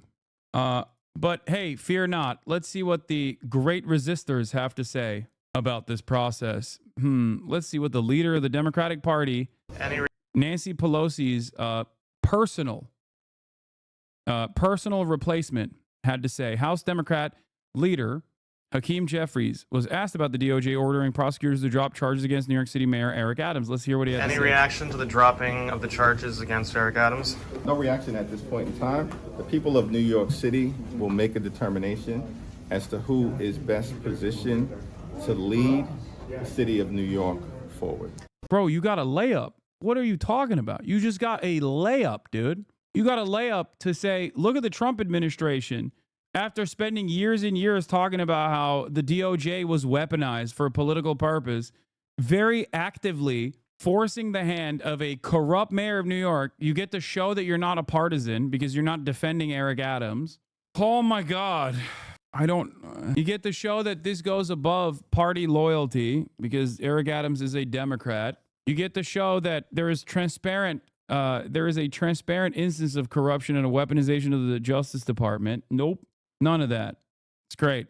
Representative Jeffries brought family to the Tel Aviv on an American Israel Education Foundation trip, but left them at home for the New Orleans Black Caucus event. Nice little personal journey. It's great. Dude, we are in a dire situation, man. They told me that I had to refer to the West Bank as Judea and Samaria, and I said, no, I won't. MJ Rosenberg, the DC veteran who spent more than 4 years at AIPAC, tells Prem Tucker about leaving. Can you tell us about what AIPAC's main strategy was when you were there? They had a war room where one guy had a whole staff devoted to tracking down negative statements by journalists and celebrities of any kind. The same guy was in charge of infiltrating Arab American organizations and reporting back their strategies. Where'd you get that hoodie from? They sent it to me. It's a Dolce & Gabbana Razer collab. Like Razer, the gaming company, collaborated with Dolce & Gabbana. Not a hashtag ad. It's just some that they sent me. Next with the criminal case against Adams, if anything. So as it stands now, the acting Deputy Attorney General, Emile Beauvais, who's standing in that position before Todd Blanche officially becomes the Attorney General, he has directed Southern District prosecutors to move to dismiss the case under these conditions that it be without prejudice. Now, look, there's an acting head of the Southern District of New York. Yes. She really does have to fall in line, right? Because it's part of the Justice Department. It seems to be a lot of falling in line, Caroline. Have you ever seen anything like this before? Is it setting a poor precedent? It's a poor precedent. I've never seen anything like this since the Nixon administration, the DOJ, which is part of the executive branch. But the DOJ has a culture and a history of being completely shielded, independent from politics, right? The American public has come to expect that prosecutors prosecute cases without fear or favor, and that politics doesn't play a role in this. The former head of the Southern District, Damian Williams, very vocal about prosecuting without fear or favor. He indicted Diddy, he indicted Mayor Adams. This is, I can't overstate how unprecedented this is and how much of a precedent it sets. Wow. And sends a message. If you're on board, if you're a crony, you will get special treatment. Wow. Yeah, I mean, that is what it is. The latest on the... Also, Trump's White House's actions are facing court challenges. It's like the last bastion of defense here. The limited amount of resistance being put up by, Reagan-era judges. Court challenges to President Trump and Elon Musk's effort to reshape the federal government. The administration is pushing back after a federal judge found that it was violating a court order. Our senior political correspondent, Rachel Scott, is tracking it all for us. Good morning, Rachel. Michael, good morning to you. And this is really turning into a showdown between the Trump administration and also the courts. Nearly every single effort put forward by President Trump and Elon Musk to shrink the size of the federal government is facing legal challenges. Just hours after a federal judge accused his administration of violating a court order, President Trump blasting the courts that have temporarily halted his agenda. But judges should be ruling. They shouldn't be dictating what you're supposed to be doing. For the first time in his second term, a federal judge finding his administration violated an order to fully lift its freeze on federal funding, calling the pause likely unconstitutional and adding that it continues to cause irreparable harm to a vast portion of this country. But the Trump administration pressing forward with their plans to shrink the size of the federal government.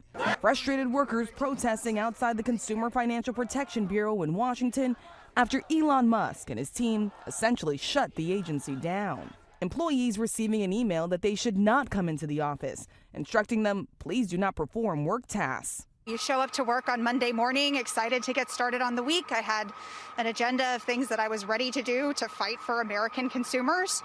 And to be told that I'm not supposed to do that is heartbreaking. The Bureau was created after the 2008 financial crisis to protect American families from unfair and deceptive practices on everything from mortgage. It's like some of the few good things that the fucking government does, dude. I hate this.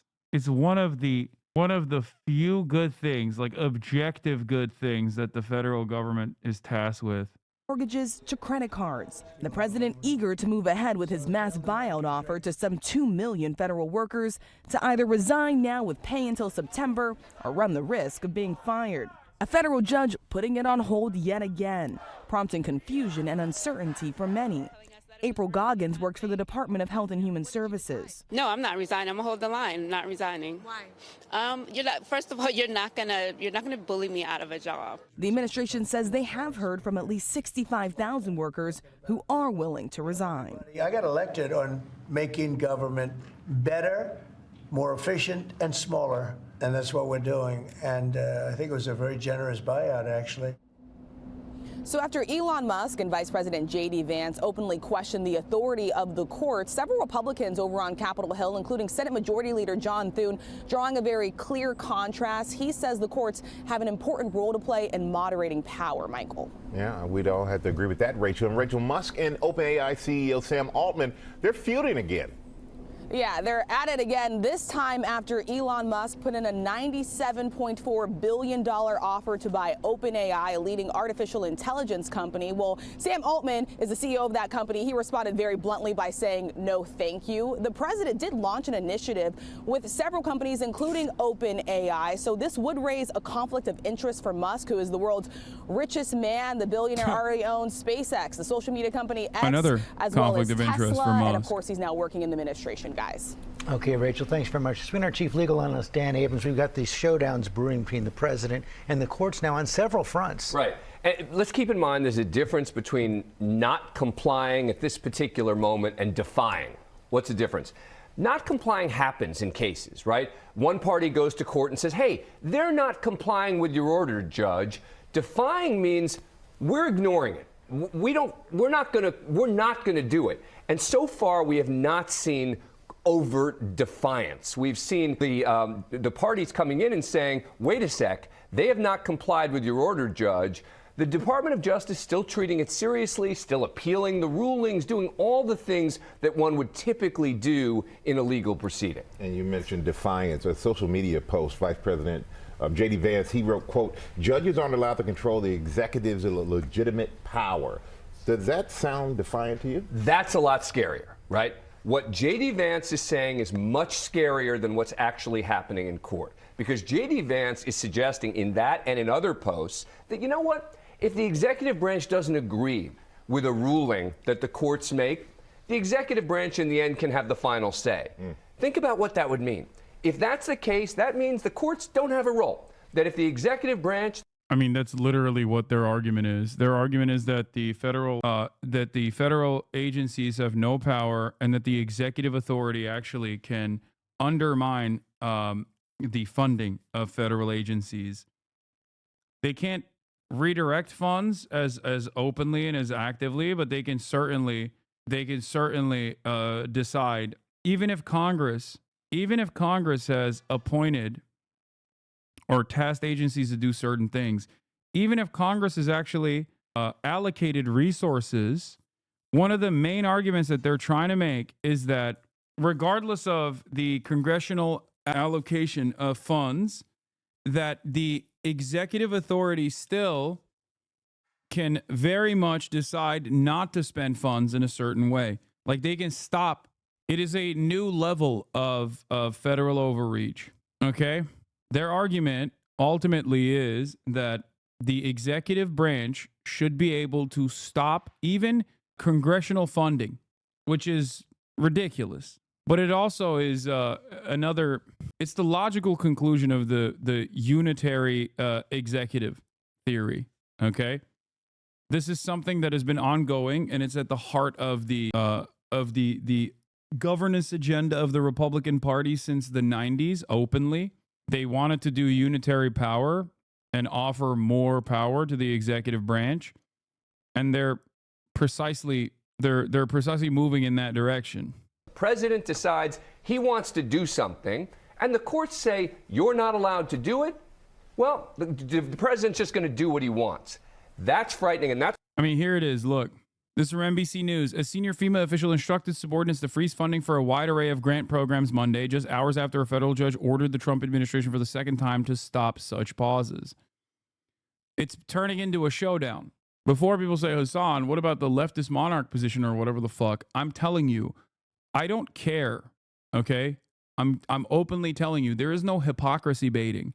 There's no hypocrisy baiting for the Republicans, okay? They do not care. And we shouldn't either. We should use the existing institutions to our advantage in the interim to obstruct the Trump agenda every step of the way. And if we ever get control over the reins of power once again, we should also not listen to any sort of hurdles, any sort of obstructionist measures implemented by the Republican parties broadly. Okay? They don't care about hypocrisy. It's very obvious. That's it. That's why it's so important what Rachel just pointed out about Republican senators coming forward and saying that's not the case. So what would happen if a president did defy a court order? It gets tricky. It's supposed to be handled in the political arena. Look, if it's a particular person, if it's Elon Musk, a court could issue sanctions, right? They could say, for every day you don't do this, this is how much you're going to have to pay, etc. If it's the president of the United States, in the end, it kind of has to be dealt with in the political arena, which is why it's so important to watch those Republican Except senators. when it goes to the Supreme Court. Eventually, they're going to decide on one of these cases, and then we're going to have the real confrontation. Correct, meaning you still have the same question in the end, which is, are they going to listen to the Supreme Court? Which J.D. Vance seems to be suggesting maybe we don't. All right. Wow. All right, Dan, our thanks to you as always. We'll see what happens. All right. Let's do some different stuff. This was a banger from friend of the show. Over at Wisecrack. Capitalism is over. What's next is worse. Got 500,000 views in 4 days. We're going to be taking a look at this video. There's a couple other videos like how rich countries keep poor countries in poverty and why. Yes, I did see the Democratic congressman freezing mid-speech. He had like a medical emergency. And then we'll go back to some other news as well. Damn, this guy's good.